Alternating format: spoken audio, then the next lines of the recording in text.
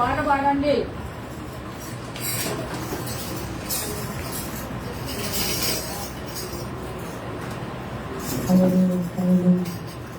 స్థిరపరచువాడు బలపరచువాడు అందులో పడండి పై వారితో సహా.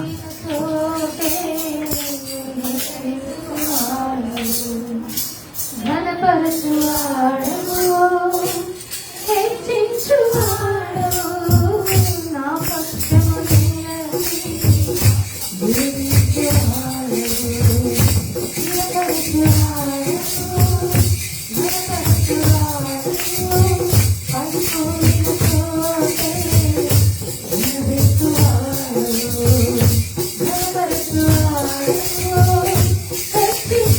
పాడాలి.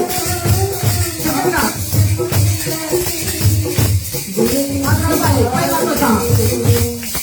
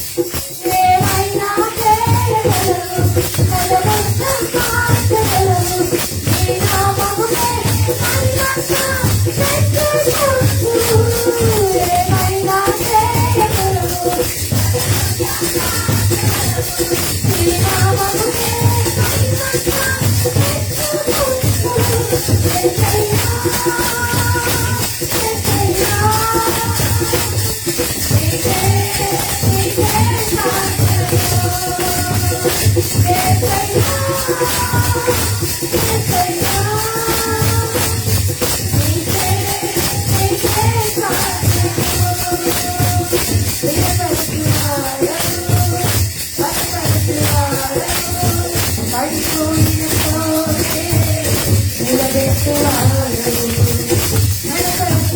you.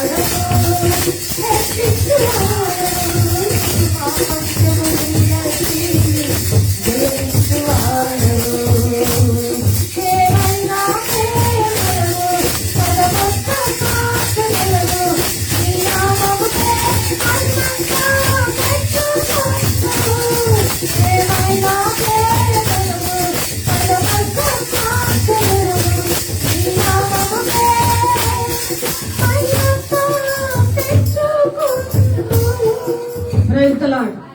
గట్టిగా చెప్పండి. మన మధ్య ఉన్న దైవజనులు మరి గారికి సమయం అప్పగిద్దాము. అంత తప్పటకూడదు.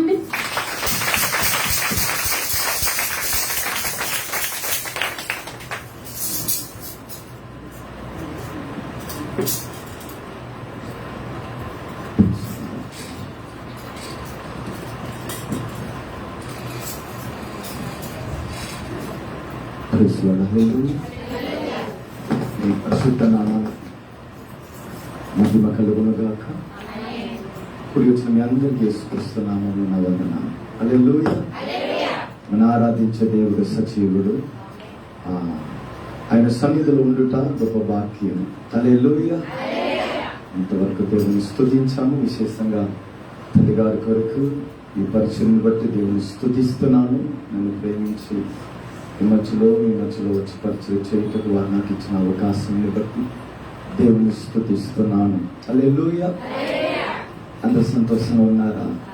Praise the lord. దేవుని వాక్యాన్ని వినడానికి సిద్ధంగా ఉన్నారా? హల్లెలూయా. మన ఆరాధించే దేవుడు సజీవుడు, ఆయన మాట్లాడే దేవుడు. హల్లెలూయా. ఆయన మాట్లాడితేనే మన బ్రతుకులో మార్పు వచ్చింది. హల్లెలూయా. ఆయన వాక్యమే మన జీవితంలో ఒక అద్భుతము, మన జీవితంలో ఒక పరిశుద్ధతని తీసుకొని వస్తుంది.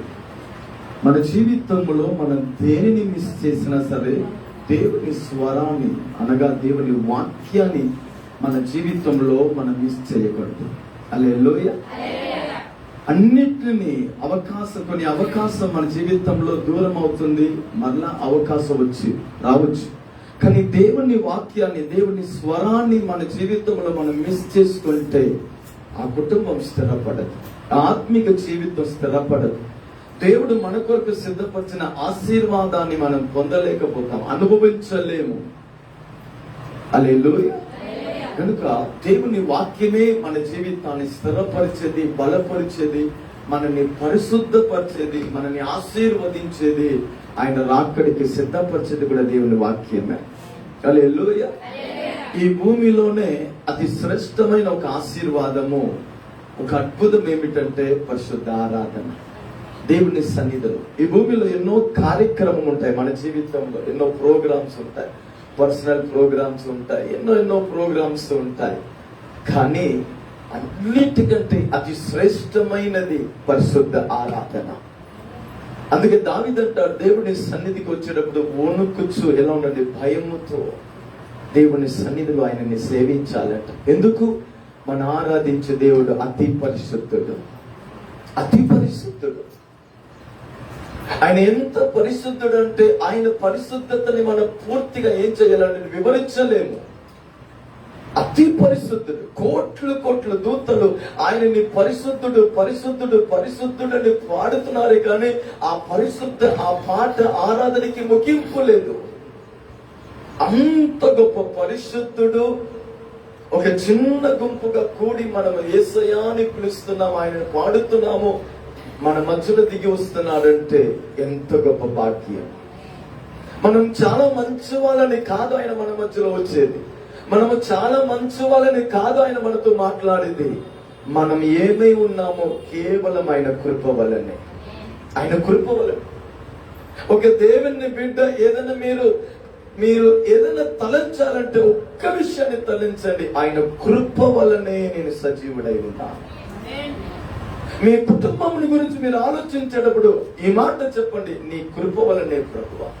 నీ పిల్లల్ని గురించి ఆలోచించేటప్పుడు నీ కృప వలనే ప్రభువా. నువ్వు చేసే పనిని గురించి నువ్వు ఆలోచించేటప్పుడు నీ కృప వలనే ప్రభువా.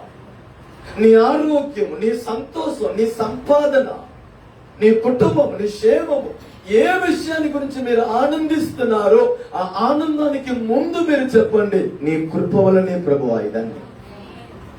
అందుకే దావీదు అంటున్నాడు, జీవము కంటే ఉత్తమమైనది నీ కృప. నా జీవితం కూడా నాకు గ్యారంటీ లేదు. నేను ఎన్నో యుద్ధాలు చేసి ఉన్నాను, ఎన్నో అనుభవాలు, ఎన్నో స్కిల్ నాకు ఉంది, నాతో ఎన్నో సైనికులు ఉన్నారు. పోయిన స్థలం అంతట్లో నేను జయాన్ని చూశాను, కానీ నా అనుభవాన్ని కూడా నేను నమ్మను. నీ కృప మాత్రమే శ్రేష్టమైనది. నాతో ఉన్న ఆయుధం మీద నా నమ్మకం లేదు, నాతో ఉన్న సైనికుల మీద నా నమ్మకం లేదు, నా అనుభవం మీద నా నమ్మకం లేదు, నా ఆరాధన మీద నమ్మకం లేదు. నీ కృప వల్లనే ఇదన్నీ జరుగుతుంది. హల్లెలూయా. ఈ ఒక్క కార్యం మన హృదయంలో ఉండిపోతే మన జీవితమే మారిపోయేది. మన జీవితమే మారిపోయేది. ఆయన కొరకు నేను ఎలా జీవించాలో నాకు అర్థమైపోయింది. ఆయనకి ఇష్టంగా ఏమిటి అనేది నాకు అర్థమైపోయింది. దేవుణ్ణి ఎలా నేను సంతోషపరచాలి నాకు అర్థమైపోయింది. అందుకంటున్నాను, పరిశుద్ధ ఆరాధన ఈ భూమిలో అన్నిటికంటే శ్రేష్టమైన. ఎన్నడూ కూడా పరిశుద్ధ ఆరాధన విషయంలో సాకులు చెప్పవద్దు, కారణాలు చెప్పవద్దు. చుట్టాలు వచ్చారని రాలేకపోయాను, ఏదో మనసు బాగలేదని రాలేకపోయాను, లేకపోతే చిన్న పని వలన రాలేకపోయాను అని చెప్పవద్దండి. ఎందుకంటే జీవితంలో మరలా ఈ ధన్యత ఎన్నడూ మనకి రాదు, ఎన్నడూ. కనుక దేవుని సన్నిధికి వచ్చేటప్పుడు నేను చెప్పే ఒకే ఒక విషయం, కృతజ్ఞత గల వారై సన్నిధిలో ఉండండి. మిగిలినన్ని తర్వాత పరిశుద్ధ ఆరాధనకి మనం వస్తున్నామా, మన బైబిల్ని తీసుకొని దేవుని ఆరాధించుటకు దేవుని సన్నిధికి వస్తున్నామా, దేవుడు మన దగ్గర మొదటిగా చూసేది కృతజ్ఞత. కృతజ్ఞత. ఈ వారమంతా నీ పక్షంలో నేను నిలబడ్డాను, నేను నడిపించాను, నీతో మాట్లాడాను, నీకు కృపనిచ్చాను, నేను తప్పించాను, నీకు మార్గం చూపించాను, నేను నిన్ను క్షమించాను, నీ పొరపాటుని క్షమించాను, నువ్వు నాకు దూరమైనప్పుడు నేను మరలా చేర్చుకున్నాను. ఈ వారంలో ఎన్నో బలహీనతలు, ఎన్నో మంచి కార్యం, ఎన్నో చెడ్డ కార్యము, ఎన్నో విషయం నాకు దుఃఖాన్ని కలిగ చేసినది, పరంతు వీటన్నిటిలో నేను నిన్ను క్షమించాను. పరిశుద్ధ ఆరాధనకి వచ్చేటప్పుడు మన హృదయంలో కనబడవలసినది కృతజ్ఞత. ఒక్క కృతజ్ఞత లేదనుకోండి, మీ పాట దేవునికి అనవసరం, మీ స్తుతి దేవునికి అనవసరం, మీ చప్పట్లు దేవునికి అనవసరం, మీరు ఇక్కడ 3 గంటల సేపు కూర్చుంటుంటారు దేవునికి అనవసరం. ఎందుకు తెలుసా? ఆయనకి కావలసింది కృతజ్ఞత హృదయం. హల్లెలూయా. నేను ఎందుకు ఈ మాటలు చెప్తున్నానంటే, మీకు కృతజ్ఞత హృదయం అనేది ఆయన మీద వచ్చేస్తే మిమ్మల్ని పాడమని ఇంకొకరు చెప్పవలసిన అవసరమే ఉండదు. హల్లెలూయా. దేవుని సన్నిధికి వచ్చేటప్పుడే నేను పరవశిస్తాను. నా చెయ్యి ఊరకనే ఉండదు, నా కాలు ఊరకనే ఉండదు, నా నాలిక ఊరకనే ఉండదు. ఎందుకు? ఈ వారమంతా ఆయన నాకు చేసినది నా హృదయం తలంచి నేను కృతజ్ఞతలు స్తుతులు చెల్లించుట మొదలు పెడతాను. హల్లెలూయా. కనుక దేవుని సన్నిధిలో మనం వచ్చినప్పుడు దేవుడు మొదటిగా మన దగ్గర ఎదురు చూసేది కృతజ్ఞత. మీ పాటలు కృతజ్ఞతతో, మీరు వచ్చే విధము కృతజ్ఞత గలవారై. కొందరికి ఆదివారం అంటేనే ఏంటండి టెన్షన్ గా ఉంటే, ఏంటి ఇంత త్వరగా ఆదివారం వచ్చేసింది, చర్చికి వెళ్ళాలి కదా. హల్లెలూయా. మన జీవితంలో అత్యధికమైన ఆనందమైన ఒక దినము, సంతోషకరమైన ఒక దినము పరిశుద్ధ ఆరాధన, పునరుత్థాన దినం. కనుక దేవుని సన్నిధిని మీరు ఎంతగా మీరు అనుభవిస్తారో, దేవుని సన్నిధిని ఎంతగా మీ హృదయంలో చేర్చుకుంటారో, దేవుని మందిరముతో, దేవుని సన్నిధితో, ఆరాధనతో మీ జీవితం ఎంతగా కలిసిపోతుందో అంతగా మీ రూపాంతరములో ముందు సాగుతారు, అంతగా దేవుని ఆశీర్వాదములో మీరు ముందు సాగుతారు. హల్లెలూయా. కనుక ఈ ఉదయము మనం దేవుని ఆరాధించున్నాం, దేవుని నామాన్ని గణపరుచున్నాము. కొన్ని నిమిషం, ఎక్కువసేపు కాదు. మరలా నేను 2:30కి నేను సత్తనపల్లిలో ఉండాలి. మరలా అక్కడ చిన్న కార్యక్రమం ఉంది, మరలా సాయంత్రం ప్రేయర్ ఉంది. కనుక నేను త్వరగా వెళ్ళాలి. మీకు అవసరమైన చిన్న మాటని నేను మీకు చెప్పి నేను ముగిస్తాను. వాక్యం వింటానికి అందరూ సిద్ధంగా ఉన్నారా? వాక్యం రాసుకుంటున్నారా పిల్లలు? అలవాటు ఉందా? Praise lord.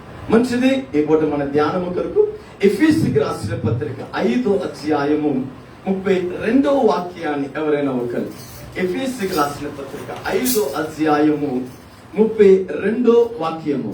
ఈ మర్మము గొప్పది, అయితే నేను క్రీస్తుని గురించి సంఘంని గురించి చెప్పుచున్నాను. చాలయ్యా. ఈ వాక్యాన్ని నేను ఈ పూట మీ కొరకు నేర్పిస్తాను.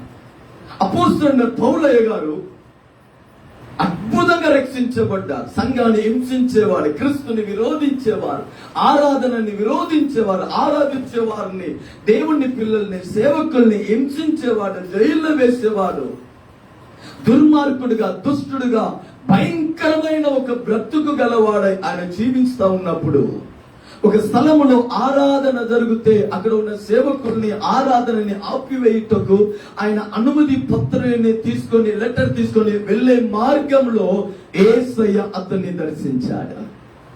అతని జీవితమే మారిపోతుంది. జీవితం మారిన తర్వాత తన జీవితాన్ని క్రీస్తుకు అప్పగించుకున్నాడు. క్రీస్తు కొరకు జీవించడం మొదలు పెడుతున్నాడు. ఆయన జీవితాన్ని, ఆయన అనుభవాల్ని మనం లేఖనంలో చదువుతున్నాం. సరే, ఈ ఎఫెసు పత్రికను చూసేటప్పుడు పరిశుద్ధ గ్రంథమైన బైబిల్లోనే, విశేషంగా కొత్త నిబంధనలోనే, విశేషంగా ఈ పత్రికల్లోనే ఎఫెసు పత్రిక అనేది ఒక అద్భుతమైన పత్రిక. ఈ ఎఫెసు పత్రికలో పౌలయ్య గారు దేవుని ప్రణాళికను గురించి రాస్తున్నారు, దేవుని సంకల్పాన్ని గురించి రాస్తున్నాడు, దేవుని చిత్తాన్ని గురించి రాస్తున్నాడు, భక్తి జీవితాన్ని గురించి రాస్తున్నాడు, పరిశుద్ధతని గురించి రాస్తున్నాడు, పరిచర్యని గురించి రాస్తున్నాడు. ఇలా ఎన్నో ఆత్మిక అనుభవాన్ని ఆయన రాస్తూ 5వ అధ్యాయంలో వచ్చేటప్పుడు దైవికమైన కుటుంబాన్ని గురించి ఆయన రాస్తున్నాడు. ఒక కుటుంబం అంటే ఏమిటి? దేవుని దృష్టిలో ఒక కుటుంబం ఎలా ఉండాలి, దేవుని దృష్టిలో ఒక కుటుంబం ఎలా నడవాలి, దేవుని దృష్టిలో ఒక కుటుంబము ఎలా నిలబడాలి, దేవుడు ఒక కుటుంబాన్ని ఎలా అమర్చాడు, ఎలా కట్టాడు అని ఒక ఉన్నతమైన ఒక ఆత్మీయ ఉపదేశముని, కుటుంబాన్ని గురించి ఆయన రాస్తున్నాడు. ఇలా రాస్తూ ఈ 32వ వాక్యానికి వచ్చేటప్పుడు ఈ మర్మము గొప్పది చెప్పాలి. ఆయన అంటున్నాడు, ఈ మర్మము గొప్పది, నేను క్రీస్తుని గురించి, సంఘాన్ని గురించి చెప్తున్నాను. ఏమండి, ఇక్కడ పౌలు చెప్పే మాట ఏమిటంటే, ఈ మర్మం, ఏ మర్మం గొప్పదంట? క్రీస్తు, సంఘము. క్రీస్తుకు సంఘము మధ్యలో ఉన్న బంధం ఉంది, చూసారా? అది సాధారణమైన బంధం కాదు, అది దైవికమైన బంధము. హల్లెలూయా. ఇక్కడ పౌలు సంఘాన్ని క్రీస్తుతో కూడా పోలిస్తున్నాడు, సంఘాన్ని యేసయ్యతో పోలిస్తున్నాడు. అందుకే అంటున్నాడు, ఈ మర్మము గొప్పది, ఇది సాధారణ మర్మము కాదు. అందుకే నేను అంటాను, సంఘాన్ని శరీర ప్రకారంగా మీరు చూడకూడదు, సంఘాన్ని అనుభవముల నుండి మీరు చూడకూడదు, సంఘాన్ని మీ తెలివితేటల నుండి చూడకూడదు. సంఘము ఎప్పుడు మీకు అర్థమయ్యేదంటే సంఘాన్ని క్రీస్తులో నుండి చూడండి. అప్పుడే సంఘం ఒక విలువ మీకు అర్థమైంది. ఈ రోజు చాలా మందికి సంఘ విలువ ఎందుకు అర్థం అవ్వలేదంటే, సంఘము ఒక దైవికత ఎందుకు అర్థం అవ్వలేదంటే, సంఘము ఒక లోతు ఎందుకు అర్థం అవ్వలేదంటే, సంఘం మీద దేవుని ప్రణాళిక ఎందుకు అర్థం అవ్వలేదంటే, సంఘాన్ని తన తెలివి నుంచి చూస్తున్నారు. వారానికి ఒక రోజు వెళ్ళి వస్తే సరిపోయిద్దిలే, దేవుడు ఆశీర్వదిస్తాడులే. మీరు మీ ఆశీర్వాదంలో నుండి సంఘాన్ని చూడవద్దు, మీకు అర్థం అవ్వదు. మీ అనుభవంలో నుండి సంఘాన్ని చూడవద్దు. సంఘాన్ని మీరు క్రీస్తులో చూడాలి. హల్లెలూయా. అందుకే అపోస్తలుడైన పౌలు అంటున్నారు, ఈ మర్మము గొప్పది. ఈ భూమిలో ఎన్నో మర్మాలు ఉంది, ఎన్నో సత్యం ఉంది, ఎన్నో కార్యం ఉంది, కానీ ఈ మర్మము గొప్పది. ఏ మర్మము గొప్పది? సంఘ మర్మము గొప్పది. ఎందుకంటే ఈ సంఘము క్రీస్తుతో కనెక్ట్ అయి ఉంది. ఒక మాటలో చెప్పాలంటే, క్రీస్తు లేకుండా సంఘము లేదు, యేసయ్య లేకుండా ఈ బ్రతుకు లేదండి. ఈ శరీరంలో హృదయాన్ని ఒక భాగాన్ని తీసివేయండి, ఆ శరీరానికి కొన్ని వాల్యూ, ఇంకా ఆ ఘనత అన్ని వెళ్ళిపోతుంది కదా, పక్కన పోతుంది కదా. మీ జీవితంలో యేసయ్య ఉన్నంత వరకే ఘనత, మీ కుటుంబంలో యేసయ్య ఉన్నంత వరకే ఆశీర్వాదం. మీ పిల్లలతో యేసయ్య ఉన్నంత వరకే మీ పిల్లలు గమ్యానికి చేరుతారు. నువ్వు చేసే పనిలో యేసయ్య ఉన్నప్పుడే నువ్వు క్షేమంని చూస్తావు. నీ ప్రయాణంలో యేసయ్య ఉన్నప్పుడే నువ్వు ప్రయాణంలో దీవించబడతావు. నీ జీవితంలో చిన్నదో పెద్దదో యేసయ్య లేకపోతే అక్కడ నువ్వు జీవాన్ని చూడలేవు. ఈ మర్మము గొప్పది. ఇది క్రీస్తుని గురించి, సంఘాన్ని గురించి. యేసయ్యని ఆరాధించే వాళ్ళు చాలా మంది ఉన్నారు. యేసయ్యతో కలిసి జీవించేవారు ఎంతమంది అనేది ప్రశ్న. యేసయ్య పేరులో పాడేవారు ఉన్నారు, కానీ యేసయ్యతో కలిసి జీవించేవారు ఎంతమంది అనేది ప్రశ్న. యేసయ్యని తలంచుకున్న వారు ఉన్నారు, యేసయ్యని పాడేవారు ఉన్నారు, యేసయ్య గొప్పవాడని చెప్పేవారు ఉన్నారు, యేసయ్య మంచివాడని చెప్పేవారు ఉన్నారు, యేసయ్య సజీవుడని చెప్పేవారు ఉన్నారు. వాక్యం అడుగుతుంది, యేసయ్యతో జీవించేవారు ఎంతమంది? అది కాదా భక్తి? యేసయ్య పేరుని చెప్పేది భక్తి కాదండి. యేసయ్యకు తనని అప్పగించుకుని జీవించేదేవి భక్తి. హల్లెలూయా. యేసయ్యని ఎవరిని పాడవచ్చు, యేసయ్యని ఎవరిని చెప్పవచ్చు? నీకు నీ యేసయ్య మధ్యలో ఉన్న బంధం ఎలా ఉందనేది ముఖ్యం. పౌలు అంటున్నాడు, ఈ మర్మము గొప్పది. చెట్టు ఎంత పెద్దదిగా ఉండని అండి, వేరు నరికేస్తే చెప్పండి, చెట్టు ఎంత పెద్దదిగా ఉన్నది. చాలా సంవత్సరం నుంచి చెట్టు ఉందని మంచిదే. పెద్ద పెద్ద కొమ్మలు ఉంది మంచిదే. చాలా మందికి ఈ చెట్టు నీడొచ్చింది మంచిదే. ఈ చెట్టు వలన చాలా మందికి ఉపయోగం మంచిదే. ఒక్కసారి ఆ చెట్టు వేరు కట్ అయిందంటే మరుక్షణము ఆ చెట్టు ఎండిపోయింది, నీడ ఇయ్యదు, ఎవరికి ఉపయోగపడదు. క్రీస్తు మన జీవితంలో లేకపోతే పరిస్థితి. హల్లెలూయా. మీకు ఇది అర్థం అవ్వకపోతే, నేను నా యేసయ్య మధ్యలో ఉన్న బంధము మీకు అర్థం అవ్వకపోతే మీకు మీ జీవితం కూడా అర్థం అవ్వదు. యేసయ్య మీకు మధ్యలో ఉన్న బంధము మీకు అర్థం అవ్వకపోతే కుటుంబం మీకు అర్థం అవ్వదు, సమాజం మీకు అర్థం అవ్వదు, భక్తి మీకు అర్థం అవ్వదు, వాక్యం మీకు అర్థం అవ్వదు, మీరు చేసేది మీకు అర్థం అవ్వదు, పరలోకం మీకు అర్థం అవ్వదు, ఆత్మీయత మీకు అర్థం అవ్వదు. ఇది అన్ని అర్థం అవ్వాలంటే జీవము యేసయ్య నుండి ప్రారంభమవుతుంది. అందుకే పౌలు అంటున్నారు, ఈ మర్మము గొప్పది. ఏంది? ఈ రోజు సంఘము అర్థం చేయవలసినది ఉంది. ఏమిటి? సంఘముతో జీవించే జీవితం ఉంది చూసారా, అది సాధారణమైన జీవితం కాదు, అది గొప్ప మర్మము. గొప్ప మర్మము. యేసయ్యతో జీవించే జీవితము ఒక సాధారణ జీవితం కాదు, అది టైం పాస్ కాదు. దాంట్లో ఒక అర్థం ఉంది, దాంట్లో ఒక ఆశీర్వాదం ఉంది, దాంట్లో ఒక పరిశుద్ధత ఉంది, దాంట్లో దేవుని ప్రణాళిక ఉంది. ఎందుకు ఈ మాట అంటున్నానంటే, కోట్లు కోట్లు దూతలు ఆరాధించే ఆ పరిశుద్ధుడు ఎక్కడ, మన బ్రతికి ఎక్కడ? ఒకరికి షేకెండ్ ఇవ్వాలంటే ఎంత ఆలోచిస్తారు. ఇంతమంది ఎప్పుడో ఈయన తిట్టాడు కదా, ఏదో పాతది మొత్తం గుర్తుకొచ్చింది. షేకెండ్ ఇవ్వాలంటే ఏంటండి, పాతది మొత్తం గుర్తుకొస్తుంది. పక్కన ఉన్న వాళ్ళకి మనస్ఫూర్తిగా ప్రైజ్ లార్డ్ చెప్పలేకపోతున్నాం. పక్కన ఉన్న వాళ్ళు పక్కన నన్ను కూర్చుంటానికి నా మనసు ఒప్పుకోట్లేదు. కొన్నిసారి చిన్న చిన్న తప్పుడు నేను క్షమించలేకపోతున్నాను, చిన్న చిన్న విషయాన్ని అడ్జస్ట్ అవ్వలేకపోతున్నాను. క్రీస్తు మహిమ కొరకు చిన్న విషయంలో నేను తగ్గించగలేకపోతున్నాను. ఎందుకు తెలుసా?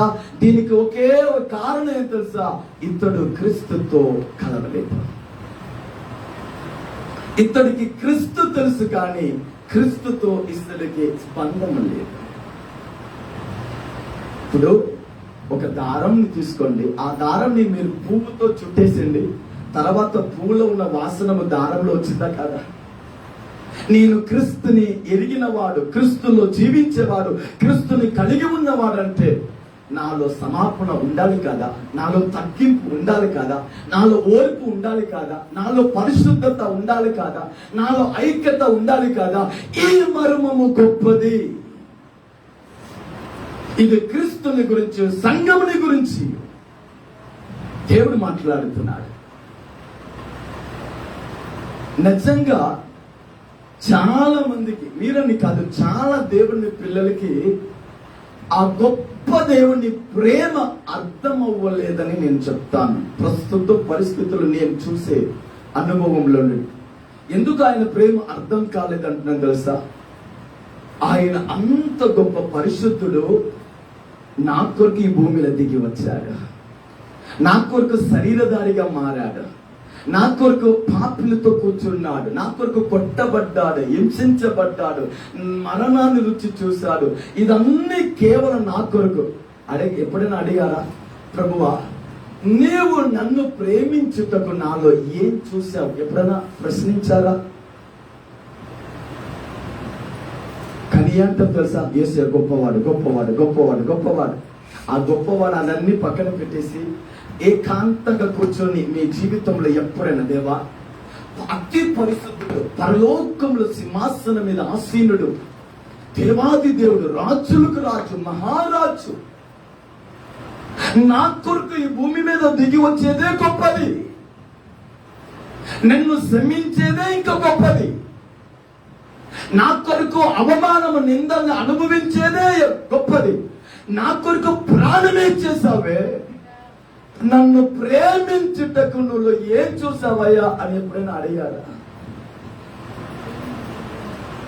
అడిగి చూడండి. ఇది వరకు మీరు అడిగితే మీరు ఎవరని మీకు అర్థమైపోయింది. ఏంటంటే బైబిల్ మనని గురించి మాట్లాడుతుంది, పాపం చేసి అందరూ దేవుడు అనుగ్రహించిన మహిమని మనలో ఏ మంచితనం లేదండి. నేను అని చెప్పుకోవటానికి ఏది కూడా లేదు. పాపిలోనే ప్రధానమైన పాపిలు. కానీ ఆయనను ప్రేమించుటకు కారణం ఏమిటి? ఆయన నన్ను క్షమించుటకు కారణం ఏమిటి? ఆయన నన్ను తన బిడ్డగా మార్చుటకు కారణం ఏమిటి? అడగండి. యేసయ్యా నీవు నన్ను ప్రేమించుటకు నాలో ఏం చూసావు? ఒకటి, నీవు నన్ను క్షమించుటకు నాలో ఏం చూసావు? నన్ను తన బిడ్డగా చేర్చుకుంటానికి నాలో ఏం చూసావు? ప్రశ్నించండి. ఈ బ్రతుకు మారిపోయింది. అక్కడ హెచ్చింపుకు అవకాశం ఉండదు. నేను అని మాటకి, అహంకారానికి అవకాశం ఉండదు. నేను ఇంకా ఇంకా ఇంకా ఇంకా నేను ఆయన ముందు తగ్గిపోతాను. ఈ మర్మము గొప్పది, ఈ మర్మము గొప్పది. ఇది క్రీస్తుని గురించి, సంఘాన్ని గురించి. ఎందుకు తెలుసా అండి ఈ మర్మము గొప్పది? మనం ఎలా క్రీస్తుతో ఇలా ఏకమయ్యామో బైబిల్ చెప్పే మాట చూడండి. ఆ మొదటి కొరింథీ 7వ అధ్యాయము 23వ వాక్యము. మొదటి కొరింథీ 7వ అధ్యాయం మీరు విలువ పెట్టి కొనబడిన వారు. చాలయ్యా, మనం ఎలా కొనబడ్డామంట? ఆ క్రీస్తుకి మనము సంఘముగా, ఆ క్రీస్తుకి మన పిల్లలుగా, ఆ క్రీస్తుకి మన సొత్తుగా, ఆ క్రీస్తుకి మన వారిస్గా ఎలా మార్చబడ్డామంట? మన పని వలన కాదు, మన క్రియల వలన కాదు, మన ఏదో అనుభవం వలన కాదు, విలువ పెట్టి మనం కొనబడ్డామంట. ఏ విలువ ఇచ్చాడండి? ప్రాణాన్ని విలువ ఇచ్చాడు, తన రక్తముని ఇచ్చాడు. మంచి వాళ్ళ కొరకు ఒకరు ఎవరైనా వచ్చి మాట్లాడతారు, ఆశ్చర్యం చెప్పండి. ఆయన మనని తన బిడ్డగా మార్చుకోవడానికి ఆయనే తన ప్రాణాన్ని విలువగా ఇచ్చాడంట. ఎందుకు ఈ మర్మము గొప్పదంట? ఎందుకు సంఘం అంటే గొప్పదంట? ఎందుకు సంఘం అంటే దైవికమైనది? ఎందుకు సంఘం అంటే పరిశుద్ధమైనది? ఎందుకు సంఘం అంటే రాకడికి సిద్ధపడుతుంది? సంఘము ఎందుకు ఇంత గొప్పది అంటే విలువ పెట్టి కొనబడింది. సంఘానికి దేవుడు తన ప్రాణాన్ని ఇచ్చాడు. సంఘానికి దేవుడు తన రక్తాన్ని ఇచ్చాడు. సంఘానికి దేవుడు పరలోకాన్ని విడిచి, మహిమని విడిచి ఈ భూమి మీద దిగి వచ్చాడు. ఇప్పుడు చెప్పండి, మనకి విలువ ఎలా వచ్చింది? ఆయన మనకు తన విలువ పెట్టుకున్నాడు కనుక. క్రీస్తు యేసయ్య మీ కొరకు ప్రాణం ఇయ్యకపోతే, యేసయ్య మీ కొరకు ఈ భూమి మీద రాకపోతే, యేసయ్య మీ కొరకు తన రక్తంని కార్చకపోతే, యేసయ్య మీ కొరకు మన పాపముని ఆయన తన మీద తీసుకోకపోతే మనకు విలువ వచ్చేది కాదు. చిన్న పిల్లలు కూడా మనకి విలువ ఇచ్చేవారు కాదు. హల్లెలూయా. ఇది అర్థమైపోతే నా జీవితంలో యేసయ్య ఎన్నడూ మొదటి స్థానంలోనే ఉంటాడు. హల్లెలూయా.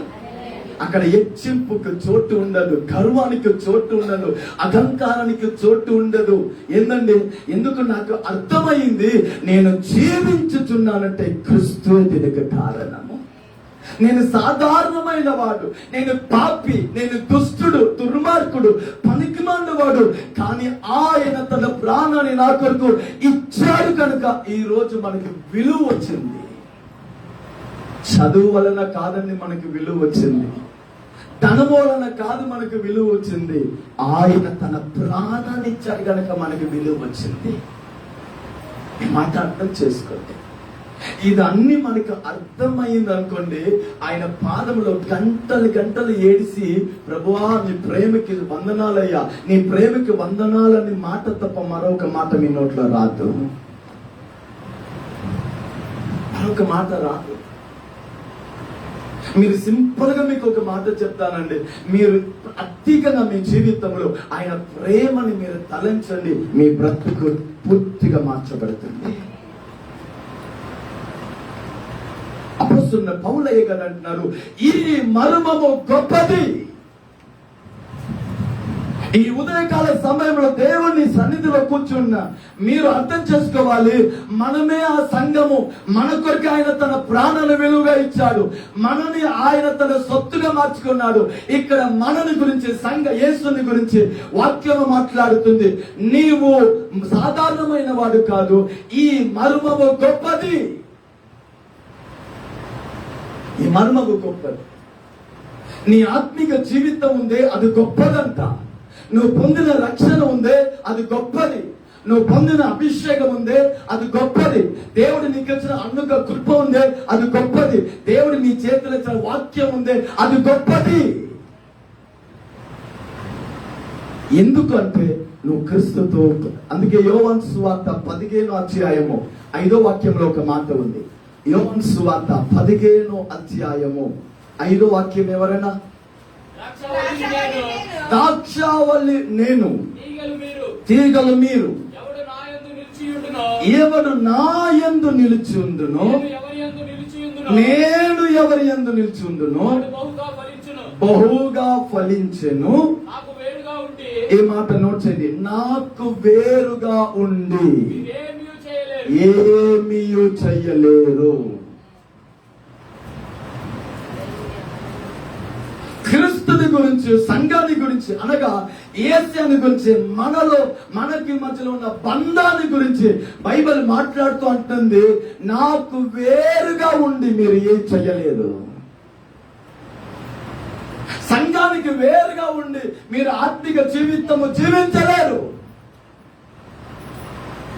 పరిశుద్ధ ఆరాధనల నుండి మీ జీవితాన్ని వేరు చేసుకొని మీరు పరిశుద్ధతలో ఎదగలేరు. దేవుని వాక్యంలో నుండి మిమ్మల్ని దూరం చేసుకొని దేవుడిలో మీరు జీవించలేరు. ఆయన బంధానికి, ఆయన నడిపింపుకి, ఆయన ఆలోచనకి మిమ్మల్ని దూరం చేసుకొని మీరు ఎంత ప్రయత్నం చేసినా మీరు స్థిరపడలేరు. బైబిల్ అంటుంది, నేను ద్రాక్ష వల్లే ఉన్నాను, మీరు తీగలై ఉన్నారు. మంచిదే, కానీ ఇది రెండు కలిసి ఉండుట చాలా ముఖ్యం. ద్రాక్షవల్లి వేరుగా, తీగలు వేరుగా ఉండి అక్కడ ఏంటండి పొగుడుటకు అవకాశం లేదు. ఆ మాటని చెప్పి బైబిల్ అంటుంది, నాకు వేరుగా ఉండి మీరు ఏం చేయలేరు. హల్లెలూయా. నాకు వేరుగా ఉండి ఏం చేయలేరండి. ఇది మీకు అర్థమవ్వాలి. ఇది క్రీస్తుని గురించి, సంఘాన్ని గురించి నేను మాట్లాడుతున్నాను. అంటే సంఘం అంటే మనని యేసయ్య తన సొంత రక్తం నుంచి సంపాదించిన సంఘము అని అపోస్తులు 20:28లో రాయబడి ఉంది. తన సొంత రక్తాన్నిచ్చి, ఆ వాక్యం చదువుతారు. అపోస్తుల కార్యం 20:28 వాక్యము. దేవుడు సొంత రక్తమునిచ్చి సంపాదించాలమ్మా. ఎలా మనని సంపాదించారంట? సంఘం అంటే ఎవరండి? మనమే. దేవుని ఆలయం మనమే, దేవుని సంఘము మనమే, దేవుని పిల్లలు మనమే, దేవుని సొత్తు మనమే, దేవుని వారిసు మనమే, దేవుని నివసించే నివాస స్థలము మనమే. మనని ఎలా అయినా తన సొంత రక్తాన్ని ఇచ్చి మనల్ని సంపాదించాడంట. నువ్వు నాకు కావాలి. మనం ఏదేదో సంపాదించాము, కానీ యేసు మనల్ని సంపాదించుకున్నాడు. ఆమేన్ చెప్పండి. హల్లెలూయా. మనం ఎన్ని సంపాదించినా మీకు తృప్తి వచ్చిందా? లేదు, ఇంకా కొంచెం ఉంటే బాగుంటుంది కాదా? అదేగా. కొందరు చూడండి, 10,000 ఉంటే కొంచెం బాగుండేది అంటారు. 10,000 వచ్చిన తర్వాత సంతోషపడతారా? ఒక 1,00,000 ఉంటే బాగుండేది అంటారు. దేవుని దయ వల్ల 1,00,000 వచ్చింది, అప్పుడైనా ఇంకో 10 లక్షలు ఉంటే బాగుండేది. సరే 10 లక్షలు వచ్చింది, అప్పుడైనా దేవా నీకు స్తోత్రమయ్యా, వందనాలయ్యా అంటారా? లేదు, ప్రభువా ఇంకా ఏదైనా అదే. మనం ఎన్ని సంపాదించినా ఈ హృదయము తృప్తి పడదు. హల్లెలూయా. కానీ వాక్యం చెప్తుంది, ఆయన తన ప్రాణాన్నిచ్చి రక్తంనిచ్చి మనల్ని సంపాదించారంట. మీరు యేసయ్య దగ్గర అడగండి, యేసయ్య మీకు ఇంకా ఏదైనా కావాలా? వద్దు, నువ్వు చాలయ్యా, నువ్వు ఉన్నావుగా నాకు చాలు, నాకు ఈ భూమి మీద ఇష్టం లేదయ్యా, నువ్వే నాకు కావాలి. నీ కొరకే ఈ భూమి మీద వచ్చాను, నీ కొరకే నేను శ్రమ అనుభవించాను, నీ కొరకే వస్త్రహీనుడిగా మారాను, నీ కొరకే హింసను అనుభవించాను, నువ్వు నా బిడ్డగా మారావు, నాకు చాలు. ఈ మర్మము గొప్పది. క్రీస్తుని గురించి, సంఘాన్ని గురించి అనగా యేసయ్య మనలో మధ్యలో ఉన్న బంధాన్ని గురించి పరిశుద్ధాత్మ దేవుడు మాట్లాడుతున్నాడు. ఈ ఉదయం మీరు ఆలోచించాలి. మీరు క్రీస్తు మిమ్మల్ని సంపాదించుకున్నాడే, మీతో ఆయన ఐక్యత కలిగి ఉన్నాడే, మీలో నివసించాలని ఇష్టపడుతున్నాడే, మీతో మాట్లాడాలని ఇష్టపడుతున్నాడే, మీతో నడవాలని ఇష్టపడుతున్నాడే. ఆ బంధానికి, ఆ ప్రేమకి మీరు ఎంత ఇంపార్టెన్స్ ఇస్తున్నారు? అందుకే బైబిల్ అంటుంది, నాకు వేరుగా ఉండి మీరు ఏం చేయలేరు. ఏందమ్మా ఆరాధనకి వెళ్ళలేదు? ఏముందలే, వచ్చేవారు వెళ్తాంలే. ఎంత సింపుల్ గా సమాధానం చెప్పేస్తారు. ఏముందలే, వచ్చేవారు వెళ్ళవచ్చు.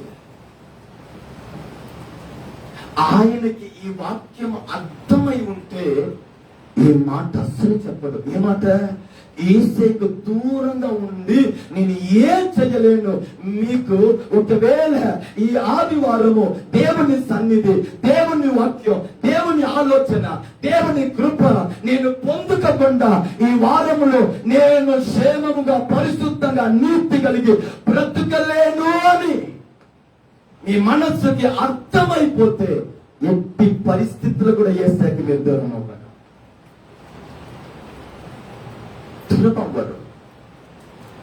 యేసయ్య స్వయంగా అంటున్నారు, నాకు వేరుగా ఉండి మీరు ఏం చేయలేరు.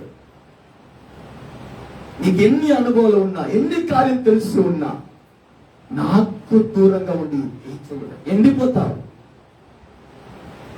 ఆ తీగలు, ఆ కొమ్మలు చెట్టుకి వేరైన తర్వాత ఎండిపోయిందండి, పనికిరాదండి, కాల్చివేసేస్తారండి. ఈ మరణము గొప్పది. ఏంది?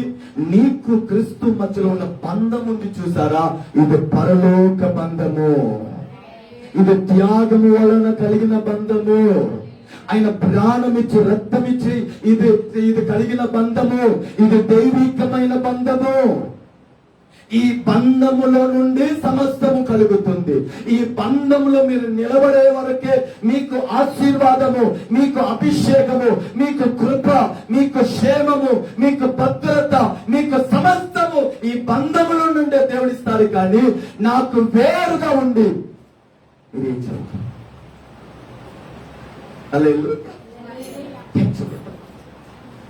అందుకే నేను దేవుణ్ణి సన్నిధిని గురించి, సంఘాన్ని గురించి ప్రతి ఆదివారం సంఘానికి అవగాహన ఇస్తా ఉంటాను. మీకు తెలుసా, నేను కూడా నా చర్చలో నేను నెయిల్ కట్టర్లు తీసుకుని వస్తాను. నా తమ్ముడు ఉన్నారు, మీరు అడగచ్చు. వచ్చే వాళ్ళ పిల్లల్ని చూస్తాను, ఎవరైనా చేతిలో గోర్లు ఏదని కనబడింది అనుకోండి, ఏం చెప్పాను, నెయిల్ కట్టరు ఆ చేతులు ఇస్తాను, వాళ్ళు కట్ చేసి వచ్చేస్తాను. నేను చెప్పే కార్యం ఒకటే, దేవుని సన్నిధి.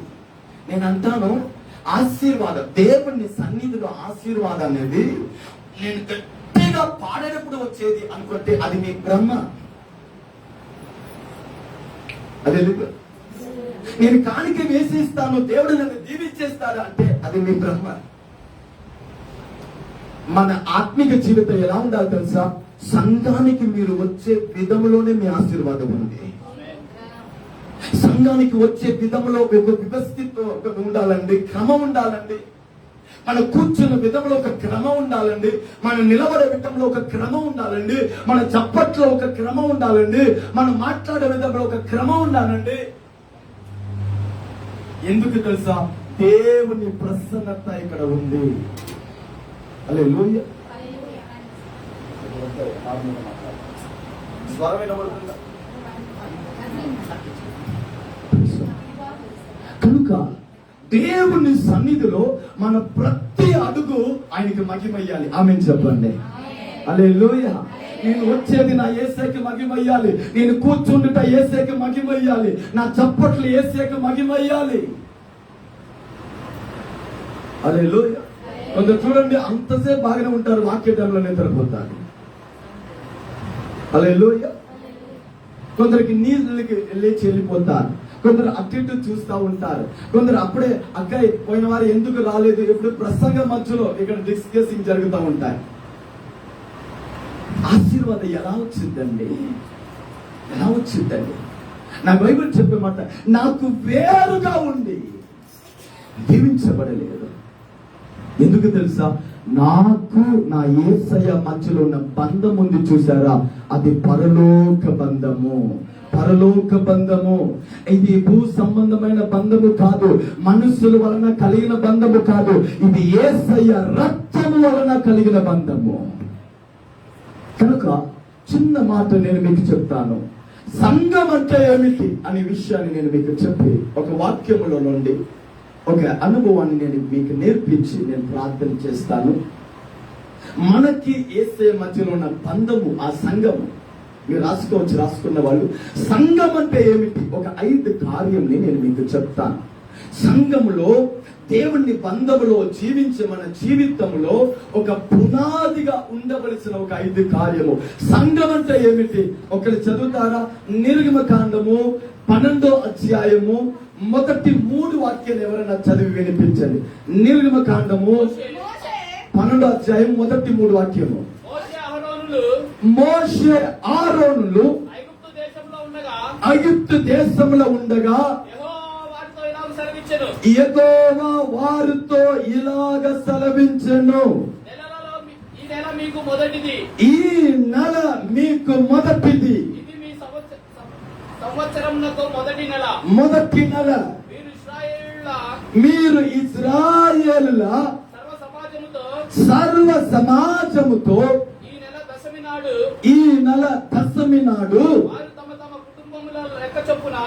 తన కుటుంబం లెక్క చొప్పున ఒక్కొక్కడు గొర్రె పిల్లలైనను ప్రతి ఇంటికి ఆ. ఒక మేకపిల్లనైనను తీసుకొనవలెను. ఆమేన్. చాలు. ఈ 3 వాక్యముల నుండి ఒక సంఘం అంటే ఏమిటి? ఈ రోజు సంఘానికి ఎన్నో ఎన్నో ఎన్నో మాటలు, ఎన్నో డెఫినేషన్, ఎన్నో కార్యము. కానీ ఈ వాక్యముల నుండి సంఘము ఒక అర్థము ఏమిటి? నేను అన్నాను, ఆయన తన సొంత రక్తం ఇచ్చి సంపాదించిన సంఘము మనము. హల్లెలూయా. యేసయ్య తన ప్రాణాన్ని ఇచ్చి, తన రక్తం ఇచ్చి ఎవరిని సంపాదించుకున్నాడు? చెప్పండి, ఎవరిని? మనల్ని పక్కన పెట్టండి, నన్ను అని చెప్పండి. హల్లెలూయా. మనని, మిమ్మల్ని, నన్ను ఆయన సంపాదించుకున్నాడు. ఈ సంఘం, ఈ సంఘము ఎలా ఉండాలి, ఈ సంఘం ఒక అర్థం ఏమిటి అనేది మీకు ఈ వాక్యంలో చెప్తాను. మొదటిగా 2వ వాక్యంలో యెహోవా అని మాట వచ్చింది, అంతేనా? ఉందాయా? మొదటిగా సంఘము అంటే యెహోవా లేకపోతే ప్రభు అని మీరు రాసుకోండి. సరే, ఇప్పుడు వినండి. మొదటిగా నేనేం చెప్పాను? సంఘం అంటే ప్రభు లేకపోతే యెహోవా. వినండి.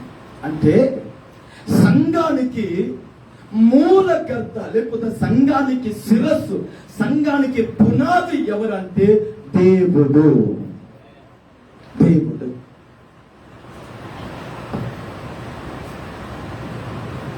ఈ ప్రాసెస్ మారిపోతే సంఘము నిలబడదు.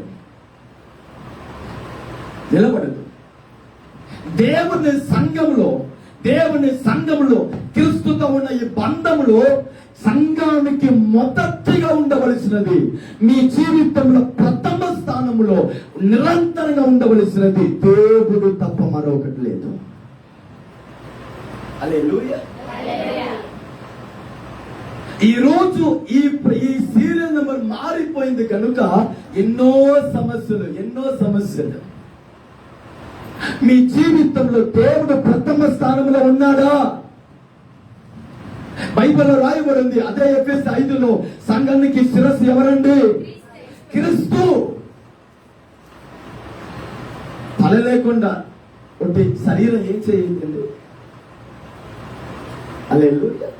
ఊపిరి లేకుండా ఈ శరీరం ఎలా ఆపరేట్ అయిందండి? సరే, తల లేకపోతే ఈ శరీరం ఏం చేసేదండి? బైబిల్ చెప్తుంది, సంఘము అంటే ఆ సంఘానికి మొదటి మెట్టు, పునాది దేవుడే ఉండాలి. ఇశ్రాయేలు ప్రజలకి ప్రథమ స్థానము, పునాదిగా ఎవరు ఉన్నారంటే దేవుడు. ఈరోజు ఎందుకు ఆత్మీయతలో ఎదుగలేకపోతున్నాం, పరిశుద్ధతలో ఎదుగలేకపోతున్నాం, దేవుని వాగ్దానం ఎందుకు మన జీవితంలో నెరవేరట్లేదు? మీరు జీవితంలో యేసయ్య ప్రథమ స్థానంలో ఉన్నాడా? కుటుంబ విషయం వచ్చేటప్పుడు అక్కడ యేసయ్యకి ప్రథమ స్థానం ఇస్తున్నారా? ఒక తీర్మానంలో యేసయ్యకి ప్రథమ స్థానం ఇస్తున్నారా? మీ పిల్లల విషయంలో, మీ పని విషయంలో, మీ ఆత్మీయ విషయంలో ఏదైనా సరే దేవా నీవే అని ఎంతమంది చెప్పగలుగుతున్నాము? సంఘము అంటే ఆ సంఘానికి మొదటిగా ఉండవలసినది, ఆ సంఘానికి నాయకుడు దేవుడే తప్ప మరొకటి లేదు. నీ జీవితానికి నాయకుడు, నీ జీవితానికి కాపరి, నీ జీవితాన్ని కట్టేవాడు, నీ జీవితాన్ని పరిశుద్ధపరిచేవాడు, నీ జీవితాన్ని రూపాంతరపరిచేవాడు, నీ జీవితాన్ని తనలాగా మార్చేవాడు దేవుడు. కానీ బాధకరమైన విషయం తెలుసా? ఈరోజు ఆ గొప్ప దేవుని తెలుసుకున్న తర్వాత కూడా, ఆయనని ఆరాధించిన తర్వాత కూడా, బలిపీఠంలో నుండి వందల వాక్యము విన్న తర్వాత కూడా ఆయనకి మన జీవితంలో అనేక సందర్భములో ప్రథమ స్థానము మన ఇయ్యట్లేదు.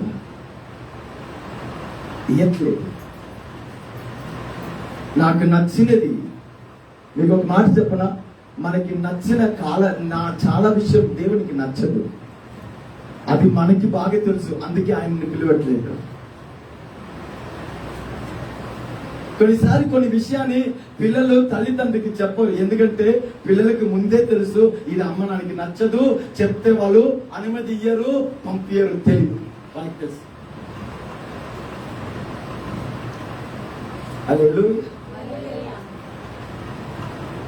అందుకే ఒక ఫార్మాలిటీగా జస్ట్ మనం వచ్చి వెళ్తాంలే, ఎక్కువ దేవుడితో ఇన్వాల్వ్ అవ్వకుండా, ఎక్కువ వాక్యంతో ఇన్వాల్వ్ అవ్వకుండా, ఎక్కువ దేవుని ప్రసన్నతలో ఇన్వాల్వ్ అవ్వకుండా, జస్ట్ అలా ఏంటంటే పచ్చడిలాగా అలా పెరుగు కొరకు అలా తెచ్చేసుకుంటాంలే. ప్రభువా ఆదివారం కలుస్తాం ప్రభువా, నా వంతు నేను ఇస్తానులే, మిగిలిన రోజు నాది ప్రభు. ఎక్కువ వద్దు ప్రభు. ఎందుకంటే ఎక్కువ ఇన్వాల్వ్ అయ్యాననుకో, నువ్వు సిస్టమేటికల్ గా మాట్లాడతావు. నా కుమారుడా ఇది వదిలేసే, నా కుమారుడా ఇది మానేసే, నా కుమారుడా వాక్యం ఇలా ఉంది. ఆత్మదేవుడు మాట్లాడుతూ ఉంటాడు, మనసాక్షితో మాట్లాడతాడు. మళ్ళీ ఎందుకు ఇన్ని గొడవలు గోత్రాలు? అందుకే ప్రభువా ఆదివారం మనం విజిట్ చేస్తాము, జస్ట్ పై అమ్మగారు ప్రైజ్ లార్డ్ అని చర్చిలో అందరితో మాట్లాడతాను, ఉంటాను, ఆ రైట్.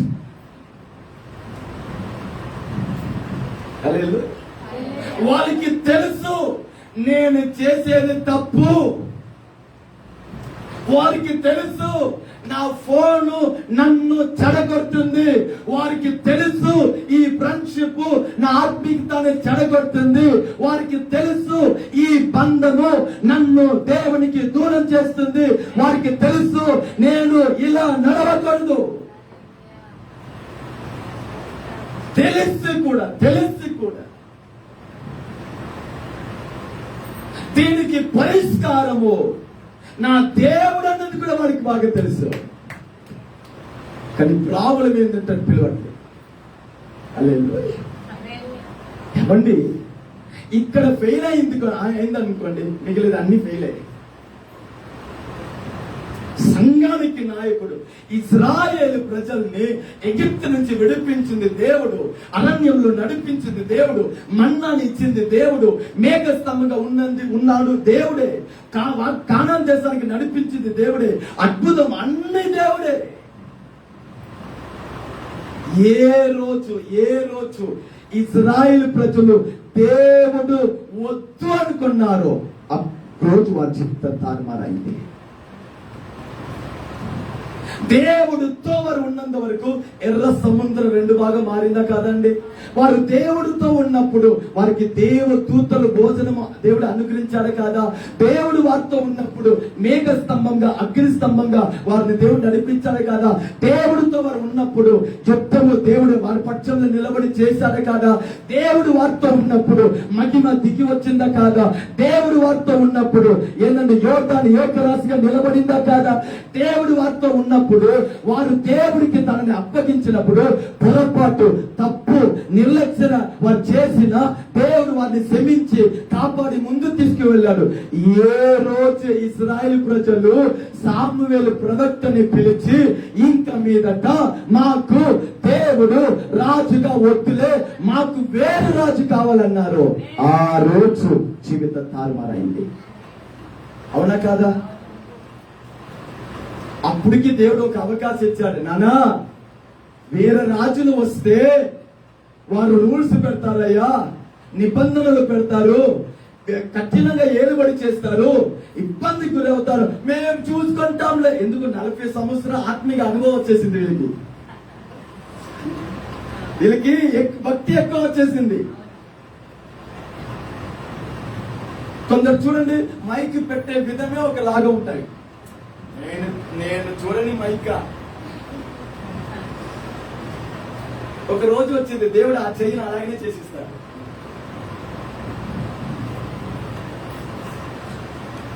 అట్లా నలుగురు ఉంటే వాళ్ళు మైక్ పట్టే విధం వాళ్ళు ఏం చెప్తున్నారంటే, వాళ్ళు ఎంతమంది పాడినా అది మీకు అర్థమైతే చాలు. అనుభవం వచ్చేసింది. అరణ్యంలో 40 సంవత్సరము భక్తిలో వీళ్ళు ఎంత ఎదిగిపోయారంటే దేవుడే వద్దనుకున్నారంటే నాకు అర్థం కావట్లేదు. ప్రభువా నాకు అటువంటి భక్తి వద్దని నాకు అనిపిస్తుంది. ఎదుగుదల మంచిదే, ఆ ఎదుగుదల ఎక్కడలాగా వచ్చిందంటే దేవా నువ్వే వద్దు ప్రభువా, నేను మేనేజ్ చేసుకుంటానులే.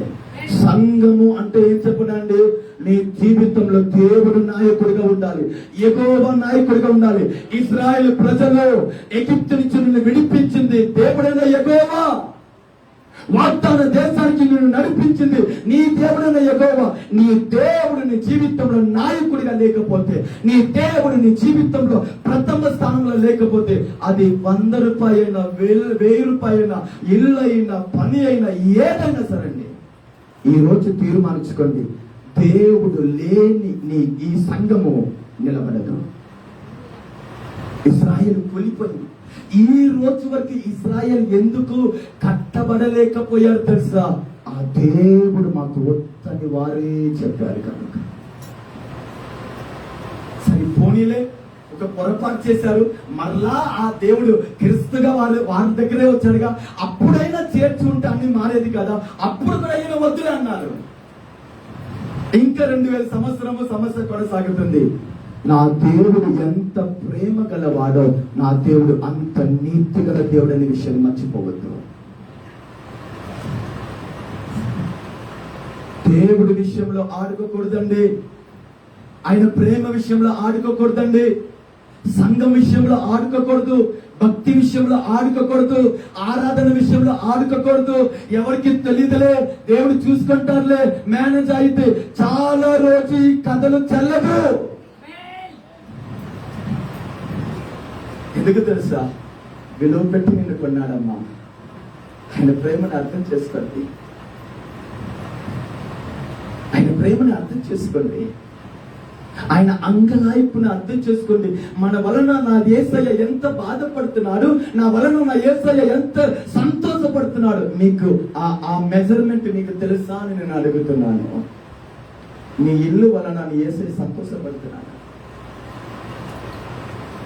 నువ్వు సంఘానికి వచ్చే ఆ క్రమాన్ని చూసి నీ యేసయ్య సంతోషపడుతున్నాడని నీ మనస్సాక్షిలోనే నువ్వు చెప్పగలుగుతావా?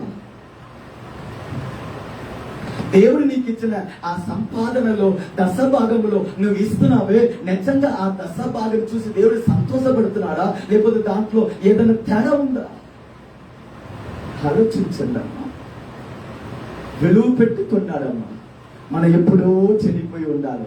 ఎన్నో ఎన్నో పరిస్థితులు మనము వెళ్ళి వచ్చాం. ఎందుకు తెలుసా? ఆయన ప్రేమ మనల్ని నిలబెట్టుకుంది. సంఘం అంటే ఏం తెలుసా? ఇశ్రాయేలుకి దేవుడే నాయకుడు.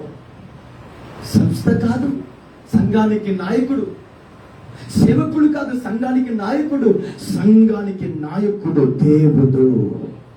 దేవుడు దేవుడు ఈ ఉదయం దేవుడు అడుగుతున్నాడు, ఈ మర్మము గొప్పది, ఇది క్రీస్తుని గురించి, సంఘాన్ని గురించి నేను మాట్లాడుతున్నాను. ఆ సంఘము మనమే. ఆయన తన రక్తమునిచ్చి సంపాదించుకున్నాడు. ఈ సంఘములో మొదటిగా ఉండవలసినది దేవుడు. నీతో మాట్లాడవలసినది దేవుడు, నువ్వు నిలబడవలసినది దేవుడితో, నువ్వు వినవలసినది దేవుని వాక్యము, నువ్వు నడవలసినది ఆయన మార్గంలో. ఆయన చెప్పినట్టు మీరు మార్చుకోవడానికి ఎంతమంది సిద్ధంగా ఉన్నారు? బలిపీఠముల నుండి దేవుని వాక్యం వచ్చేటప్పుడు కొందరు ఉంటారు, బలిపీఠం నుంచి వాక్యం వచ్చేటప్పుడు ఇలా ఇలా అంటారు. ఎందుకంటే నా కాదు వెనకున్న వాళ్ళు. అలేదు కొందరు ప్రసంగం అయిపోయిన తర్వాత మాట్లాడుకుంటారు, ఈరోజు ఆమెని గురించి మాట్లాడుకుంటారు. ఏ ప్రత్యక్షత అండి? ఈ ప్రత్యక్షత నిన్ను గురించి వచ్చి ఉంటే ఎంత బాధపడేవాళ్ళు మీరు.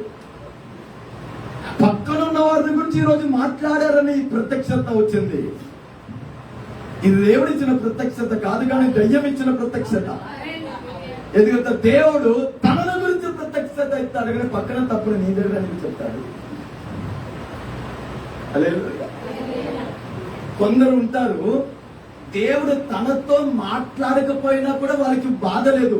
పక్కనున్న వారిని ఈరోజు వాళ్ళని గురించి బయటపడింది, అదే వీరికి పరవశం. నాతో మాట్లాడలేదు, పర్వాలేదులే, వాళ్ళ తప్పుడు గురించి ఈరోజు అబ్బా చెప్పేశారు. ఏ సంతోషం అండి. వీళ్ళకి పరలోకము కళల్లో కూడా రాదు. నిజం విషయాన్ని పక్కన పెట్టేస్తాము. పరలోకం పొరపాటు కూడా కళల్లో కూడా వీళ్ళకి రాదు. ఎందుకు? పొరపాటు వీళ్ళు అక్కడ వెళ్ళిపోతే అక్కడ కూడా వీడు ఈ ప్రత్యక్షత మీదే జీవిస్తాడు. ఏసే కూడా ఈ వీడి గురించి ఏదైనా చెప్తాడా ఏంటంటే అదే.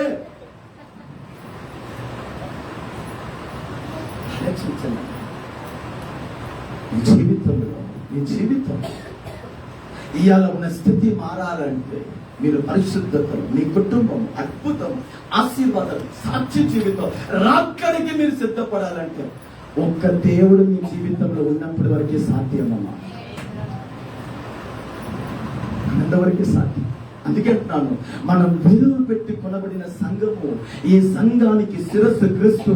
ఇశ్రాయేలు సమాజముతో సంఘముతో అంటున్నాడు, ఆ సంఘానికి యెహోవా దేవుడే, ప్రభువే ప్రథమ స్థానం. ఈ రోజు ఒక తీర్మానం తీసుకోండి, ఆ సంఘము నేనే, దేవుడితో ఐక్యత పడిన వాడు నేనే, నా కొరకు ఆయన ఈ భూమి మీద వచ్చాడు, నా కొరకు ఆయన ప్రాణం ఇచ్చాడు, నేనే ఆయన నివాస స్థలము అని అర్థమైన తర్వాత ఈ నివాస స్థలములో దేవుడు ఉన్నాడా? నీవే దేవుని ఆలయమై ఉన్నాడని కొరింథీయులో రాయబడింది. కానీ ఎవడైనను నా ఆలయమును ఎడలా, దేవుడు యాక్షన్ లో వస్తే మన పరిస్థితి ఏమైందండి చెప్పరే? దేవుడు కూడా యాక్షన్ మొదలు పెట్టారనుకోండి, పాడు చేసే వాళ్ళ లిస్టులు తీశాడంటే ఇంకంతే, రోజు వేల వేల సమాధి కార్యక్రమమే.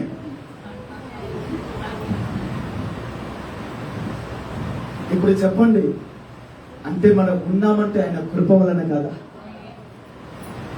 ఈ వాక్య ప్రకారం ఆయన ఇంకా మొదలు పెడితే ఎవరండి నిన్ను నిలబడగలుగుతాము? ఇప్పుడు కూడా ఆయన నిన్ను ప్రేమిస్తున్నాడు, ఇప్పుడు కూడా ఆయన మన తన చేయిని చాపి ఉన్నాడు, ఇప్పుడు కూడా ఆయన మనల్ని కౌగిలించుకుంటాడు, ఇప్పుడు కూడా ఆయన మనల్ని విడిచిపెట్టడానికి ఇంత మాత్రం మనసు లేదు. మనలో తప్పు ఉంది ఆయనకి తెలుసు కూడా. వచ్చేయమ్మా, నీ కొరకు పరలోకాన్ని విడిచిపెట్టాను. సంఘం అంటే ఏం తెలుసా? దేవుడు మన జీవితంలో ప్రథమ స్థానంలో ఉండట. ఈ నంబర్ని మార్కవద్దు. రెండోది, సమయం లేదు కనుక రెండో మాట, సంఘం అంటే రెండోది ఏమిటి చెప్పండి? ఎగిప్తు. వారు ఎక్కడి నుంచి విడిపించబడ్డారు? ఎగిప్తు నుంచి విడిపించబడ్డారు. సంఘం అంటే మొదటిగా ఆ సంఘానికి శిరస్సు లేకపోతే నాయకుడు దేవుడు. రెండోది సంఘం అంటే ఏమిటి తెలుసా? విడిపింపబడ్డ, ఎగిప్తులో నుండి విడిపింపబడుట. సంఘం ఒక రియాలిటీ, సంఘం ఒక నిజ స్వరూపం ఏమిటంటే ఏంటండి? ఎగిప్తు అంటే చీకటి అని అర్థం. చెప్పండి, ఎగిప్తు అంటే చీకటి అని అర్థము. 1 పేతురు 2:9 వాక్యాన్ని ఒకరు చదువుతారా? 1 పేతురు 2:9. అయితే మీరు చీకటిలో నుండి ఆశ్చర్యకరమైన తన వెలుగులోనికి పిలిచిన వాని గుణాతిశయములను చాలమ్మా. ఏం చెయ్యాలంట? ఎవరు చెయ్యాలంట? సంఘం ఎక్కడి నుంచి వచ్చిందంట? చీకటిలో నుండి తన ఆశ్చర్యమైన వెలుగుకి వచ్చిన వారే సంఘము. హల్లెలూయా. మనందరూ ఒకప్పుడు ఎటువంటి వాళ్ళండి? చీకటి సంబంధాలు. ఎఫెసీయులు 5:8 రాయబడింది, ఒకప్పుడు మీరు చీకటి సంబంధాలే ఉన్నారు, ఇప్పుడు మీరు వెలుగు సంబంధాలై మార్చబడి ఉన్నారు. పూర్వం ముందు మీరు చీకటి సంబంధాలై బ్రతికారు, నడుచుకున్నారు. ఇప్పుడు క్రీస్తు యేసులో మీరు వెలుగు సంబంధాలై మార్చబడ్డారు. సంఘం అంటే రెండో అనుభవం ఏం తెలుసా? వెలుగుకి రావుట, చీకటిలో నుండి వెలుగుకు వచ్చే అనుభవం. ఇప్పుడు మన అందరం వెలుగుకి వచ్చామా కాదా? మనందరం రక్షించబడ్డామా కాదా? వెలుగైన యేసుతో ఐక్యత పడ్డామా కాదా? అందుకే సంఘంలో వచ్చి ఉన్నాం, అందుకే ఇక్కడ కూడుతున్నాం, అందుకే ఉపవాసం చేస్తున్నాం, అందుకే పశ్చాత్తాపడుతున్నాం, అందుకే ఆరాధన చేస్తున్నాం. ఎందుకు? ఇదని వెలుగు సంబంధులు చేసే అనుభవం. కానీ ఇక్కడతో ఇది అయిపోలేదు. నువ్వు నిజంగా సంఘం అంటే రెండోది చీకటిలో నుండి, ఎగిప్తులో నుండి వెలుగుకు రావుట. రెండోది ఇది నిజంగా, ఇది నిజమైతే వెలుగుకి వచ్చిన మనము ప్రచురము చేయాలా వద్దా? అక్కడ మనం మిస్ చేసేసాము. మీ భర్త దేవుని సన్నిధికి రావాలని మీరు ఏడుస్తున్నారా? మీ పిల్లలు దేవుని సన్నిధికి రావాలని మీరు ఏడుస్తున్నారా? మీ బంధుమిత్రులు నిజమైన రక్షణని పొందాలన్నది ఏడుస్తున్నారా, బాధపడుతున్నారా? ఆలోచన మీలో ఉందా? బైబిల్ చెప్తుంది, చీకటిలో నుండి ఆశ్చర్యకరమైన వెలుగుకి పిలిచిన వాడు ఒక గుణాతిశయముని ప్రచురము చేయుట. నిన్ను ఎందుకు దేవుడు రక్షించాడు? రక్షణ లేని వాడికి రక్షణని నువ్వు తెలియచేయాలిగా. ఎందుకు నిన్ను చీకటిలో నుండి వెలుగుకి తీసుకొచ్చాడు? నీలాగా చీకట్లో ఉన్న వాడిని నువ్వు వెలుగు చూపించాలి కదా. ఈరోజు మీరందరూ, మీకు ఈరోజు ఆత్మ భారం ఉందా? సంఘం అంటే మొదటిగా దేవుని తన ముందు నిలబెట్టుకొని జీవించుట. సంఘం అంటే రెండోది చీకటిలో ఉన్నవారిని వెలుగుకు నడిపించుట. ఆత్మ భారం మీకు ఉందమ్మా? ఒక మాట చెప్పనా, ఒక రోజు మీరు పరలోకంలో నిలబడతారు, ఒక రోజు పరలోకంలో ఒక పక్కన నిలబడతారు, ఇంకా మరో పక్కన నీ స్నేహితులు, నీ బంధుమిత్రులు, నువ్వు తోటి పుట్టిన వాళ్ళు, నీకు తెలిసి పరిచయమైన వాళ్ళు మరొక పక్కన నిలబడతారు. అప్పుడు నువ్వు రక్షించబడి నువ్వు ఇటు నిలబడతా ఉంటే యువతలో నిలబడే వాళ్ళు చెప్పే మాట ఏం తెలుసా? మీ దగ్గర మీ మీద వాళ్ళు ఏలు చూపించి ఏంటో తెలుసా?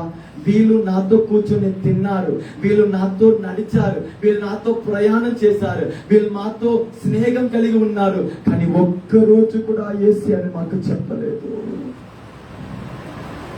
ఆ రోజు ఆ గుంపు అక్కడ నిలబడి ఏడుస్తూ ఏడుస్తూ ఏం చెప్తారు తెలుసా? ఈ రోజు నేను నరకానికి వెళ్తున్నానంటే మీరే కారణం. నీ భర్త నీ మీద అటువంటి నేరం మోపకూడదమ్మా. నీ పిల్లలు నీ మీద అటువంటి నేరం మోపకూడదమ్మా. నీ స్నేహితులు నీ మీద అటువంటి నేరం మోపకూడదు. నీ బంధుమిత్రులు నీ మీద అటువంటి నేరం మోపకూడదు. మరి ఏం చెయ్యాలి? ఈరోజు వారి రక్షణ కొరకు ఒక్క పూటైనా ప్రార్థన చెయ్యమ్మా. ఈ రోజు వారి రక్షణ కొరకు దేవుడు వారిని దర్శించాలని, నీ జీవితంలో దేవుడు చేసిన అద్భుతాన్ని ఒక్క మాటగా చెప్పమ్మా. దేవుడు నన్ను ఇలా అద్భుతం చేశాడయ్యా, బాధలో ఉన్నారా? సరే ఒకసారి చర్చికి రాండి, అమ్మగారు ప్రార్థన చేస్తారులే, దేవుడు అద్భుతం చేస్తాడు.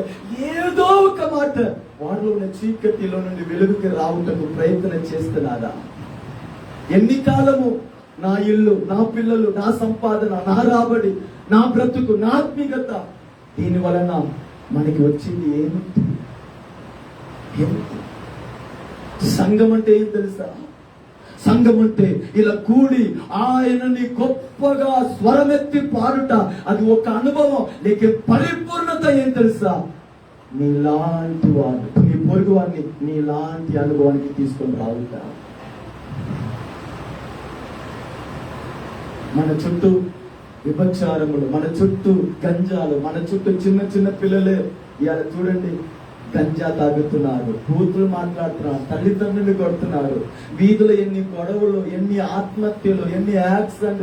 మనం కన్ను ముందు ఉదయం చూసిన వారు సాయంత్రం హాస్పిటల్లో ఉన్నారని, నిన్న చూసిన వారు ఇవాళ అకస్మాత్తుగా చనిపోయారని ఎంతో వార్త. ఇదన్నీ మనకి ఒక ఆత్మ భారంని మనల్ని కలిగచేయాలని. నీకు తెలిసిన వాళ్ళు చనిపోయారని వార్త వినేటప్పుడు నీ మనసులో ఒక బాధ లేవాలి. ఏం తెలుసా? అయ్యో గత దినంలో యేసుని గురించి ఒక మాట చెప్పుంటే బాగుండేది కాదా, చెప్పలేదే అని దాని తర్వాత నీకు ఆలోచన వచ్చింది, కానీ అది ఒక గాయముగా నీ జీవితంలో ఉండిపోయింది, కానీ ఆ గాయానికి మందు ఉండదు. అందుకే అంటున్నాను, అవకాశం ఉన్నప్పుడల్లా ఆయన ప్రేమని ఒక మాట ఎవరికో ఒకరికి చెప్పేస్తాను.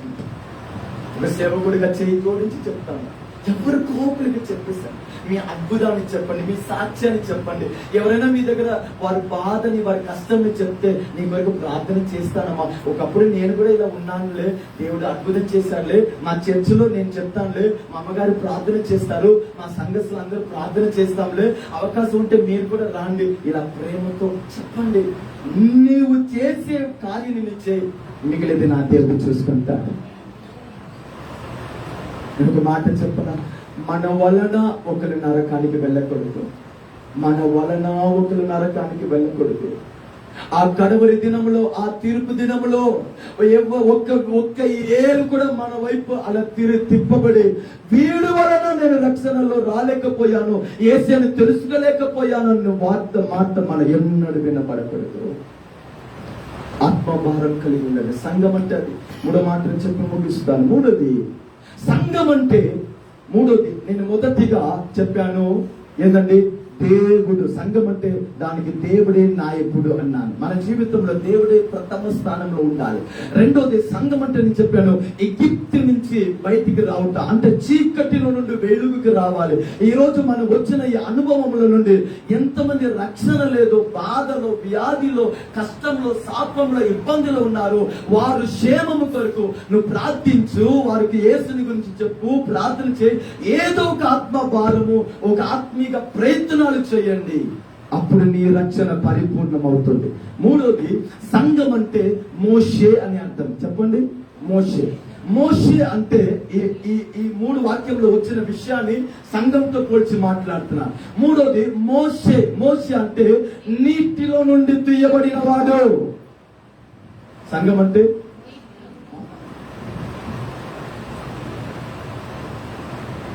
నీటి నుంచి తీయబడిన వాడు. దాని అర్థం ఏమిటి? బాప్తిస్మం. నాకు తెలీదు ఈ సంఘంలో ఎంతమంది బాప్తిస్మం తీసుకున్నారు, ఎంతమంది బాప్తిస్మాన్ని తెలుసుకున్న తర్వాత కూడా తనని అప్పగించకుండా ఉన్నారు, నాకు తెలీదు. కానీ ఒక మాట చెప్తాను, ఇప్పటికి మీకు చాలా అవకాశం దేవుడు ఇచ్చేశాడు. ఇంకా చాలా అవకాశం వచ్చింది అని మీరు ఎదురు చూస్తే అది మీ పొరపాటు. బాప్తిస్మ అంటే ప్రోగ్రాం కాదు. బాప్తిస్మ అంటే ఆ దేవాది దేవుడితో నేను చేసే నిబంధన, అగ్రిమెంట్. బాప్తిస్మ ఏంటంటే దేవుడితో నేను చేసే నిబంధన. గలాతీ 3:27 రాయబడింది, బాప్తిస్మ అంటే నేను క్రీస్తుని ధరించుకొనుట. అంటే బాప్తిస్మ అంటే క్రీస్తుని ధరించుకుంట. అంటే ఇప్పుడు బాప్తిస్మ పొందని వారు ఎలా ఉన్నారంట? క్రీస్తుని. అదే నేను స్టార్టింగ్ లో చెప్పాను చూసారా, హాయ్ బాయ్ అంతే, అక్కడే వారి బంధం. వారి హృదయం యేసు హృదయం కలవలేదు. బాప్తిస్మ అంటే ఒక నీళ్ళలో మునిగి లేచేది వరకు కాదండి. బాప్తిస్మకి నిజం అర్థము నా యేసుని నేను ధరించుకొనుట. రెండోది, బాప్తిస్మ అంటే నా దేవుడితో నేను చేసే నిబంధన. చెప్పండి, నా దేవుడితో నేను చేసే నిబంధన. నీళ్ళలో మీరు బాప్తిస్మ తీసుకున్నప్పుడు నిబంధన చేశారా? నేను సంఘానికి సాక్షిగా ఉంటాను, సేవకులకి విధేయత కలిగి ఉంటాను, దేవుని సన్నిధిలో సాక్షిగా ఉంటాను, సంఘానికి క్రమంగా వస్తాను, 10 వంతు న్యాయంగా నేను దేవుని సన్నిధిలో వెతుకుతాను, సంఘాన్ని విడిచిపెట్టను అని ఒక లిస్ట్ చెప్పారా కాదా? చాలా మందికి అటువంటి ఒక లిస్టు ఉందా అని ఇప్పుడు ఆలోచిస్తున్నాం. మర్చిపోయారు. ఆ సమర్పణ, ఆ తీర్మానము మర్చిపోయారు. బాప్తిస్మ అంటే తెలుసా, నా దేవుడితో నేను చేసిన నిబంధన. పాత నిబంధనలో ఏంటంటే రక్తంతో నిబంధన, కొత్త నిబంధన యేసు తన రక్తంతో మనతో నిబంధన చేశాడండి. యేసుతో మీరు చేసిన నిబంధన మీకు గుర్తు ఉందా? లేకపోతే ఇలా ఒక నిబంధన చేయండి. ఏంది? యేసయ్యా, వాక్యాన్ని నేను చదువుతానయ్యా, సంఘాన్ని నా జీవితంలో ఎన్నడూ విడిచిపెట్టను ప్రభువా, నా జీవితంలో నిన్ను నేను గణపరుస్తాను ప్రభువా, నీ వాక్యానుసారంగా నేను జీవిస్తాను ప్రభువా. నీకు అవమానము, నిందల్ని కలిగజేసే ఈ అనుభవాలు, ఈ స్వభావము, ఈ బ్రతుకు నాకు వద్దు ప్రభువా, ఇంకా నేను ముట్టుకోను ప్రభువా, నీకు మహిమగా ఉంటాను. దేవుడితో నిబంధన చేయగలుగుతారా? చేస్తారా?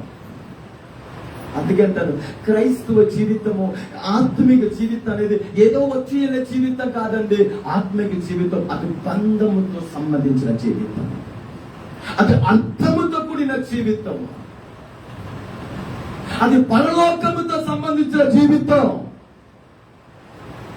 దేవుని సన్నిధిలో మీరు చెప్పిన ప్రతి స్టేట్మెంట్ కి ఒక్కరోజు మీరు సాక్ష్యం ఇయ్యాలి.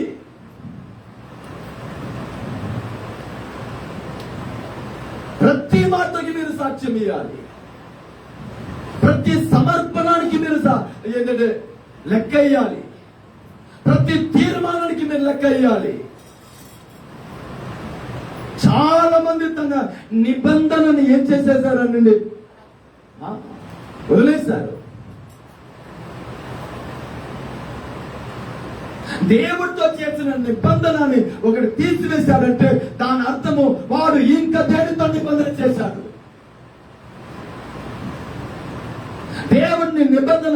ఏమనుకుంటున్నారంటే లోకంతో నిబంధనలు చేసుకున్నారని అర్థము. మీ నిబంధన ఎవరితో? యేసయ్యతోనా? మీ నిబంధన పరిశుద్ధతతోనా? మీ నిబంధన వాక్యముతో ఉందా? మీ నిబంధన సంఘముతో ఉందా? మీ నిబంధన ఆత్మీయులతో, ఆత్మీయ ఏంటంటే మీ కాపరితో ఉందా? ఎవరితో మీ నిబంధన ఎవరితో కొనసాగుతుంది? ఆలోచించండి. మీ నిబంధన ఎవరితో కొనసాగుతుంది? చాలా ముఖ్యం. క్రీస్తుతో మనకి కలిగి ఉన్న నిబంధన ఉంది చూసారా, అది సాధారణ నిబంధన కాదు. బైబిల్ చెప్తుంది అది నిత్య నిబంధన. నిత్య నిబంధన. ఈ నిబంధనలో పరలోకమే ఇన్వాల్వ్ అయి ఉంది. ఈరోజు చాలా మంది ఎందుకు తెలుసా ఆత్మీయతలో డ్రై అయిపోయారు. ఆత్మీయతలో ఎదుగుదల లేదు, ఆత్మీయతలో ఒక ప్రత్యక్షత లేదు. ఎందుకు ఆత్మీయతలో ఆ ప్రారంభంలో ఉన్న ప్రేమ లేదు, ఆ ప్రారంభంలో ఉన్న ఆ ప్రసన్నతని అనుభవించట ఏందండి, ఆ ఆసక్తి ఏందండి, ఆ ఆత్మీయ కార్యము ఎందుకండి వెనకపోయిందంటే ప్రాబ్లం నిబంధన. నువ్వు ఎవరితో కట్టబడి ఉన్నావో అలాగనే నువ్వు ముందు సాగుతావు, అలాగనే నువ్వు కొనసాగుతావు. ఈ ఉదయం దేవుడు అంటున్నాడు నీ నిబంధన ఎలా ఉంది? మోషే అంటే నీటిలో నుండి తీయబడిన వాడు. ఒక సేవకుడుగా అంటాడు, సంఘంలో ఎవరైనా బాప్తిస్మా తీసుకోకుండా ఉంటే నీకు ఒక మంచి అవకాశం. ఇంకా ఆలస్యం చేయకుండా త్వరలోనే ఆ గొప్ప ధన్యతాన్ని మీరు పొందుకోండి. ఇంకా ఆలస్యము చేయవద్దు, సాకులు చెప్పవద్దు, నా సమయం రాని అని చెప్పవద్దు. ఇప్పటికి నీ సమయం నేను దాటి చాలా దూరం పోయింది. పశ్చాత్తాపడి వాక్యం ముందు మిమ్మల్ని అప్పగించి ఆయనతో నిబంధనానికి సిద్ధపడండి. నాలుగోది సంఘం అంటే నాలుగోది ఆరోను అని అర్థం. ఒకటి దేవుడు యెహోవా నీ జీవితంలో ప్రథమ స్థానం ఉండాలి. రెండోది ఈజిప్ట్ నుంచి చీకటి నుంచి వెలుగుకు రావాలి. మూడోది సంఘం అంటే మోషే దేవుడితో బాప్తిస్మ రూపంలో ఒక నిబంధన జీవితము. నాలుగోది సంఘం అంటే ఇజ్రాయెల్ సమాజంలో ఉండవలసిన నాలుగో అనుభవం ఏం తెలుసా? అది ఆరోను. చెప్పండి, ఆరోను. ఆరోను అంటే బోధకుడు అని అర్థం. చెప్పండి. ఈరోజు చాలా మందికి డాన్స్ అంటే చాలా ఇష్టం, కానీ వాక్యం బోధించడం అంటే ఈరోజు సంఘంలో రకరకాల డాన్స్లు వచ్చేసిందండి. అబ్బో, సినిమా కూడా మన దగ్గర నేర్చుకోవాల్సి వచ్చింది, అంత ట్రెండ్ వచ్చేసింది. ఎక్కడ కనిపడుతున్నాడు అర్థం కావట్లేదు. ఆరాధన ఒక మహిమని ఈ రోజు చాలా సంఘము పాడి చేసేసారు. బాధకరమైన సత్యం. ఈరోజు వేల జన సమూహం ఉంది, సౌండ్ సిస్టమ్ ఉంది, కేకలు ఉంది, అల్లరి ఉంది, సమస్త వాద్యం ఉంది. ఆత్మ దేవుడు అక్కడ లేదు. ఎక్కడ ఉన్నారు తెలుసా? బాధతో ఆ క్యాంపుకి బయట నిలబడుతున్నారు.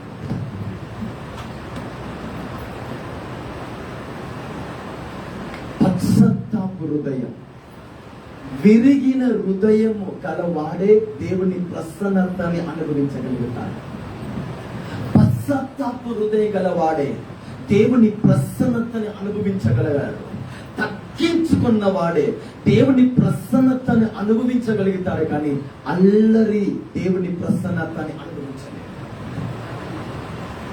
వారు ఆడవచ్చు, ఊగించవచ్చు, దేవుడు ఇక్కడ ఉన్నాడు లేదు. విరిగిన హృదయము, నలిగిన హృదయము, పశ్చాత్తాపు హృదయము, బలిపీఠంలో అప్పగించుకున్న హృదయము, తనని మరువు చేసుకొని దేవా అన్న స్థలములో ఆయన సంచరిస్తాడు. ఇలా ఆరాధన వాక్యానికి భిన్నంగా చాలా దూరం వెళ్ళిపోయింది. జాగ్రత్త పడండి. సంఘము అంటే నాలుగో అర్థము ఆరోను. ఆరోను అంటే బోధకుడు. నేను చెప్పనా, ఆరాధించండి, పాడండి, అన్నీ చేయండి, వాక్యానికి ముందు అది వెళ్ళకూడదు. మన జీవితంలో ఒక స్ట్రైట్ స్కేల్ ఉందంటే అది దేవుని వాక్యమే. నేను చెప్పనా, వాక్యంలో బాగా కట్టబడండి. అందుకే అంటాను, వాక్యాన్ని రాసుకోండి, వాక్యాన్ని చదవండి, వాక్యాన్ని ఆనందించండి, వాక్యాన్ని ఉదయం మధ్యాహ్నం సాయంత్రం 1 అధ్యాయమో 2 అధ్యాయమో పిల్లలకి వాక్యాన్ని నేర్పించండి, చదువుని బలవంతపరచండి. నువ్వు ఒక వాక్యం చదువుకోపోతే నీకు టిఫిన్ ఏదండి బ్రేక్ఫాస్ట్ ఇయ్యను అని అలా చెప్పండి. పిల్లల్ని వాక్యంలో మీరు కట్టుకుంటే రాబోయే దినంలో నీ పిల్లలు పరిశుద్ధతలో ఉండుట నువ్వు కన్నార చూస్తావు. నీ పిల్లల్ని నీ చదువు, నీ పిల్లల్ని నీ ధనము, నీ పిల్లల్ని నీ తెలివి, నీ పిల్లల్ని లేకపోతే నిన్ను ఏది కూడా ఈ లోక మాలిన్యంలో నుంచి కాపాడలేదు ఒక్క దేవుని వాక్యము తప్ప. వాక్యాన్ని చదవండి అమ్మా. నీ చేతిలో ఉన్న బైబిల్ని నీకు తెరచి నీ కన్ను చూడాలమ్మా. టీవీ చూసేది, సీరియల్ చూసేది, ఆ ముచ్చట్లు, ఆ వాళ్ళ గురించి మాటలు, ఈ అనవసరమైనది అన్ని బ్రతుకు నుంచి తొలగించి వాక్యము చేత కట్టబడండి. వాక్యము చేత కట్టబడండి. వాక్యం నేను చదువుతానని ఒక తీర్మానం చేయండి. ఈ రోజు 3 అధ్యాయం చదువుతానని ఏందండి ఒక నోట్బుక్ లో డేట్ వేసి ఇవాళ 3 అధ్యాయం చదివానని రాయండి. వాక్యం చదువమ్మా, వాక్యం చదవండి. సంఘం అంటే ఆరోగ్యంతో సంబంధించినది బోధ. అందుకే వాక్యాన్ని ఈరోజు ఆదివారానికి వచ్చేటప్పుడు, దేవా ఈ రోజు నాతో మాట్లాడండి అయ్యా, ఒక నూతన అంశంలో నాతో మాట్లాడండి ప్రభు, ఇంకా ఒక అడుగు నీ దగ్గర రావాలయ్యా, పరిశుద్ధతలో ఒక అడుగు ముందు రావాలయ్యా ప్రభు, ఇంకా నీ ప్రసన్నతను అనుభవించే విధంలో నాతో మాట్లాడండి, మాట్లాడండి, మాట్లాడండి. ప్రార్థనతో తప్పనముతో హృదయాన్ని సిద్ధపరచుకొని దేవుని సన్నిధికి రండి. నా దేవుని స్వరము మీకు వినబడింది. సంఘం ఉంటే వాక్యముతో కట్టబడాలండి. 5వది, ఈ నెల చెప్పండి. ఆ 3 వాక్యంలో ఈ మాట వచ్చిందా? ఈ నెల, ఈ నెల అని అర్థం. వాస్తవానికి సంఘానికి ఇబ్రీ భాషలో అడాత్ అంటారు. సంఘాన్ని ఇబ్రీ భాషలో ఏమంటారు? అడాత్. అడాత్ అడాత్ అంటే ఒక 3 అర్థం. అడాత్ అంటే నియమించబడిన కాలంలో, నియమించబడిన కాలము. 2వది నియమించబడిన దినములో.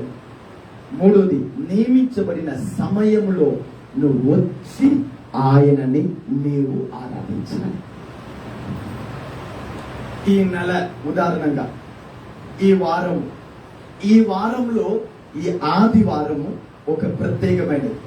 ఈ ఆదివారములో ఈ ఉదయము 10 గంటలు అనేది మీ కొరకు నియమించబడిన సమయము. ఇక్కడ వచ్చి నేను ఆన్లైన్ లో నేను చూసుకుంటానులే అంటే ఎలాంటి ఆన్లైన్ సర్వీస్ కాదండి, అది ఎమర్జెన్సీకి. ఇప్పుడు 108 అంటారు, ఎమర్జెన్సీ అంబులెన్స్ అనా? అందరు దాన్ని పిలుచుకోరుగా. అంబులెన్స్ అందరూ పిలుచుకుంటారు. ఏంటి అలా ఉన్నారు సీరియస్ గా? ఏదో పడిపోయారు, యాక్సిడెంట్ అయింది, ఏదో దుర్ఘటన. అదే ఆన్లైన్ అటువంటిది. ఏదో చెయ్యి ఏందండి మీకు అర్థమైతే చాలు. మంచంలో ఉన్నారు, చెయ్యి కాలు డ్యామేజ్ అయింది, వయసు అయింది, సరిగా చూడలేకపోతున్నారు, నడవలేకపోతున్నారు, వాళ్ళకి న్యాయం అది. ఇది టీవీని ఆన్ చేసి పెట్టుకుని కిచెన్ లోనే అన్ని చేసుకొని కిచెన్ లో అన్ని చేసుకుంటే ఎలా దేవుడితో నేను కనెక్ట్ అంటే ఎలా కుదిరిద్దండి? ఎంత పిచ్చి మాట్లాడేది.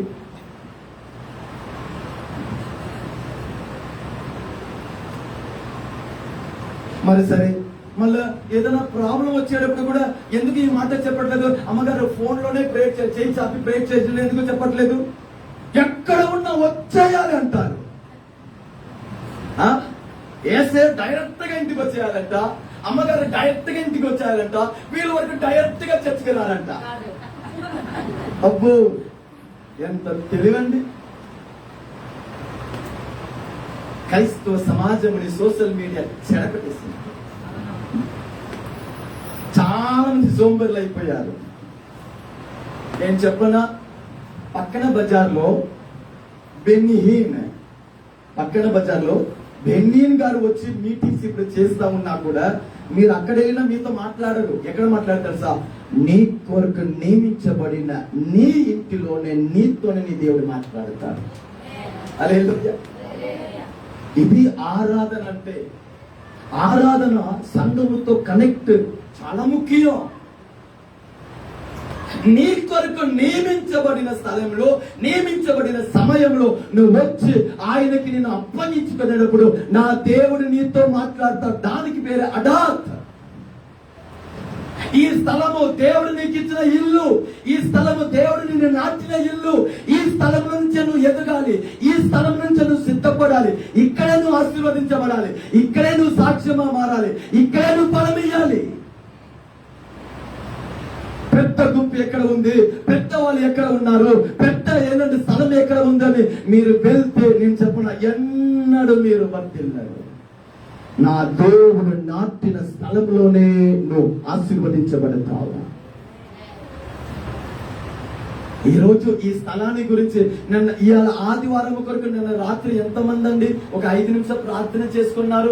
దేవా ఆరాధనని ఆశీర్వదించండి, రేపు నేను సమయానికి ఆరాధనకి వెళ్ళాలి, ఉదయం ఎటువంటి ఆటంకాలు రాకూడదు ప్రభువా, నేను స్టార్టింగ్ ప్రేయర్ లోనే వెళ్ళాలి ప్రభువా. ఎంతమంది ప్రేయర్ చేసుకున్నారండి? మీ మౌనాన్ని బట్టి దేవునికి స్తోత్రం. దీని తర్వాత జీవితంలో ఈ మౌనం ఎన్నడూ కడబడకుండా పోను గాక.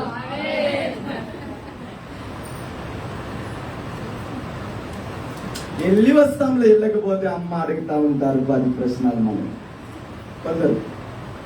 కొందరు వచ్చేది అమ్మకి సమాధానం చెప్పాలి, ఎందుకు ఈ గొడవని వచ్చేస్తారు. ఎవరైనా ఉన్నారా? ఎవరికి వరకు మీ కొరకు నియమించబడిన ఇంటికి వస్తున్నారు. ఇది బెతేల్, దేవుడు నివసించే స్థలము, నిన్ను నాటిన స్థలము, నిన్ను దర్శించే స్థలము, నిన్ను ఆదరించే స్థలము, నిన్ను బలపరిచే స్థలము, నీకు వాగ్దానించే స్థలము. ఈ స్థలం మీద నీకు ఎంత ప్రేమ. ఆదివారం కొందరికి పెళ్లి మీద ఎంత ప్రేమ అండి. ఆదివారం కొందరికి విందు, కొందరికి పెళ్లి, కొందరికి కొట్టు, కొందరికి సాపు, ఎక్కడెక్కడో.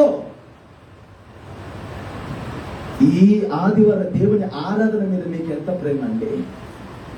ఈరోజు దేవుని మందిరానికి వెళ్తున్నాను ఒక పరవశం, ఈరోజు దేవుని మందిరానికి వెళ్తున్నాను ఒక ఆనందం, ఈరోజు దేవుని మందిరానికి దేవుని కలుగుటకు వెళ్తున్నాను, దేవుడి స్వరాన్ని వినబోతున్నాను, దేవుని ఆరాధించకపోతున్నాను, నా దేవుడిని ఇంకా నేను దగ్గర చేరబోతున్నాను. ఎంతమంది ఆ పరవశంలో పరిగెత్తుకుని వస్తున్నారు. అటువంటి వారి మీద దేవుని కృప విస్తరించబడుతుంది. అటువంటి వారితో నా దేవుడు మాట్లాడతాడు. నేను చెప్పనా, దేవుడు నీకు ఇచ్చిన ఈ పరిశుద్ధ ఆలయముని, ఈ స్థలముని మీరు కనపరచకుండా, ప్రేమించకుండా ఆశీర్వాదాన్ని ఎదురు చూడవద్దు. ఈ స్థలాన్ని ఎంతగా మీరు మిస్యూజ్ చేసుకుంటున్నారో మీ బ్లెస్సింగ్ మీరు మిస్యూజ్ చేసుకుంటున్నారు. ఈ స్థలాన్ని ఎంతగా మీరు నిర్లక్ష్యం చేసుకుంటున్నారో, ఈ స్థలానికి ఎంతగా మీరు మిమ్మల్ని దూరం చేసుకుంటున్నారో, ఈ స్థలం మీద ఎంతగా ఆసక్తి లేకుండా ఉన్నారు, అంతే నా దేవుడు కూడా నీ మీద ఉంటాడు. ఎందుకు తెలుసా? నీ కొరకు నా దేవుడు నియమించిన ఇల్లమ్మా. వసతులు లేకపోవచ్చు, పరలోకం నీ కొరకు ఇక్కడ ఉంది. వసతులు లేకపోవచ్చు, ఆశీనుడైన దేవుడు నీ కొరకు దిగి వచ్చి ఉన్నాడు. గొప్ప వసతులు లేకపోవచ్చు, నిన్ను దర్శించడానికి ఆయన పరలోకాన్ని విడిచి వస్తున్నాడు కదా. దీనికి మించిన భాగ్యంగా ఏముంది? ఐదోది, సంఘం అంటే నీ కొరకు. ఈ స్థలం మీద మీకు అవగాహన వచ్చేస్తే ఇక్కడ వచ్చి ఎలా ఉండాలని అవగాహన కూడా మీకు వచ్చేసింది. 2 నిమిషాలు నేను ముగిస్తాను. కనుక దేవుని సన్నిధిలో వచ్చిన తర్వాత ఒక భయము, ఒక భక్తి, మాట్లాడే విషయం, అన్ని విషయంలో, ఎందుకంటే నీ ఆశీర్వాద దానిలో దాగి ఉంది. చివరిగా ఒక మాట చెప్తాను. 6వది ఇజ్రాయేల్ సమాజం అని మాత్రం ఉందా అక్కడ? ఈ నెల ఇజ్రాయేల్ సమాజము.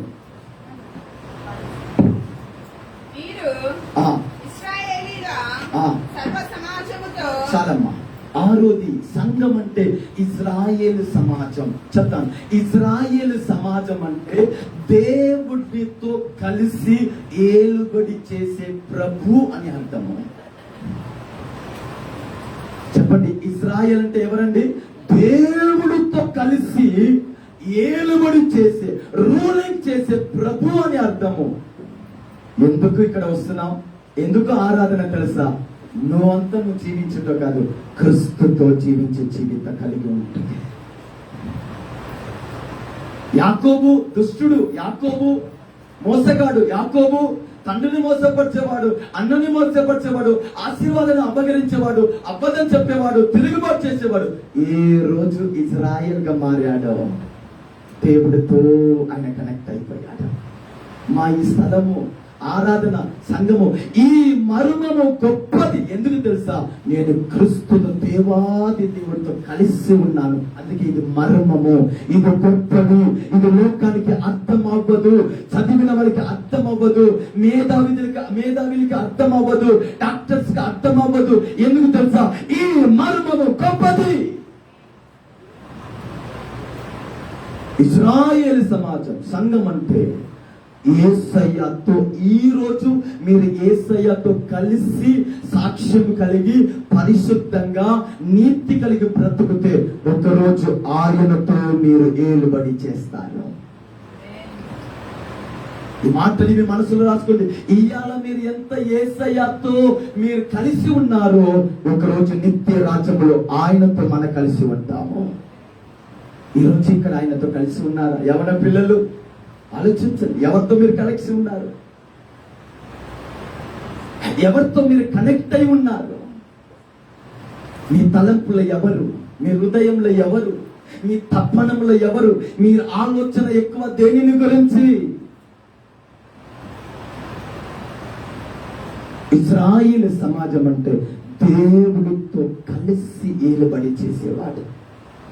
నేను చెప్పనా, నువ్వు యేసయ్యతో కలిసి ఉంటే నువ్వు పాపాన్ని ఏలుబడి చేస్తావు, శోధనని నువ్వు ఎదుర్కొంటావు, ఏంటంటే లోకాన్ని నువ్వు ఎదుర్కొంటావు, పాపాన్ని నువ్వు ఎదుర్కొంటావు. ఎప్పుడు నువ్వు యేసయ్యతో కలిసి నువ్వు నడిచేటప్పుడు ఆయన నీ పక్షంలో యుద్ధాన్ని చేసి నిన్ను కాపాడి, నిన్ను తప్పించి, నిన్ను పరిశుద్ధతలు తీసుకెళ్తాడు. నువ్వు ఆయనతో కనెక్ట్ అవ్వకపోతే లోకం నీ మీద ఏలుబడి చేసింది, పాపం నీ మీద ఏలుబడి చేసింది, అపవాది నీ మీద ఏలుబడి చేసింది, ఏంటండి అపవిత్రత నీ మీద ఏలుబడి చేసింది, మొబైల్ నీ మీద ఏలుబడి చేసింది, దుష్టులు నీ మీద ఏలుబడి చేస్తావు. నీ రక్షణను నువ్వు పోగొట్టుకుంటావు, నీ ధన్యతను నువ్వు పోగొట్టుకుంటావు, నీ కృపను నువ్వు పోగొట్టుకుంటావు, నీ అభిషేకం నువ్వు పోగొట్టుకుంటావు, నీ ధన్యతను నువ్వు పోగొట్టుకుంటావు.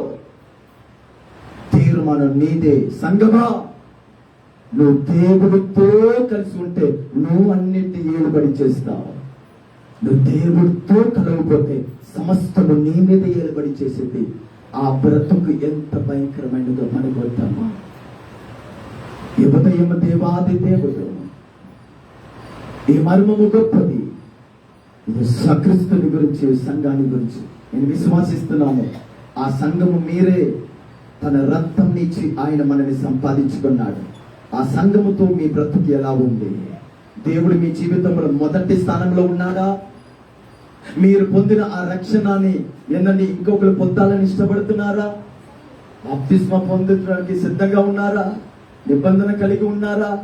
వాక్యానికి మిమ్మల్ని అప్పగించుకున్నారా? దేవుడిచ్చిన స్థలంలో మీరు నాటబడి ఉన్నారా? దేవుడితో కలిసి ఈ భూమిలో జీవించడానికి సిద్ధంగా ఉన్నారా? మీ స్థలంలో ఉన్న స్థలంలో మీరు మిమ్మల్ని అప్పగించుకోండి. దేవుడు ఈ వాక్యం ద్వారా మిమ్మల్ని దీవిస్తాడు.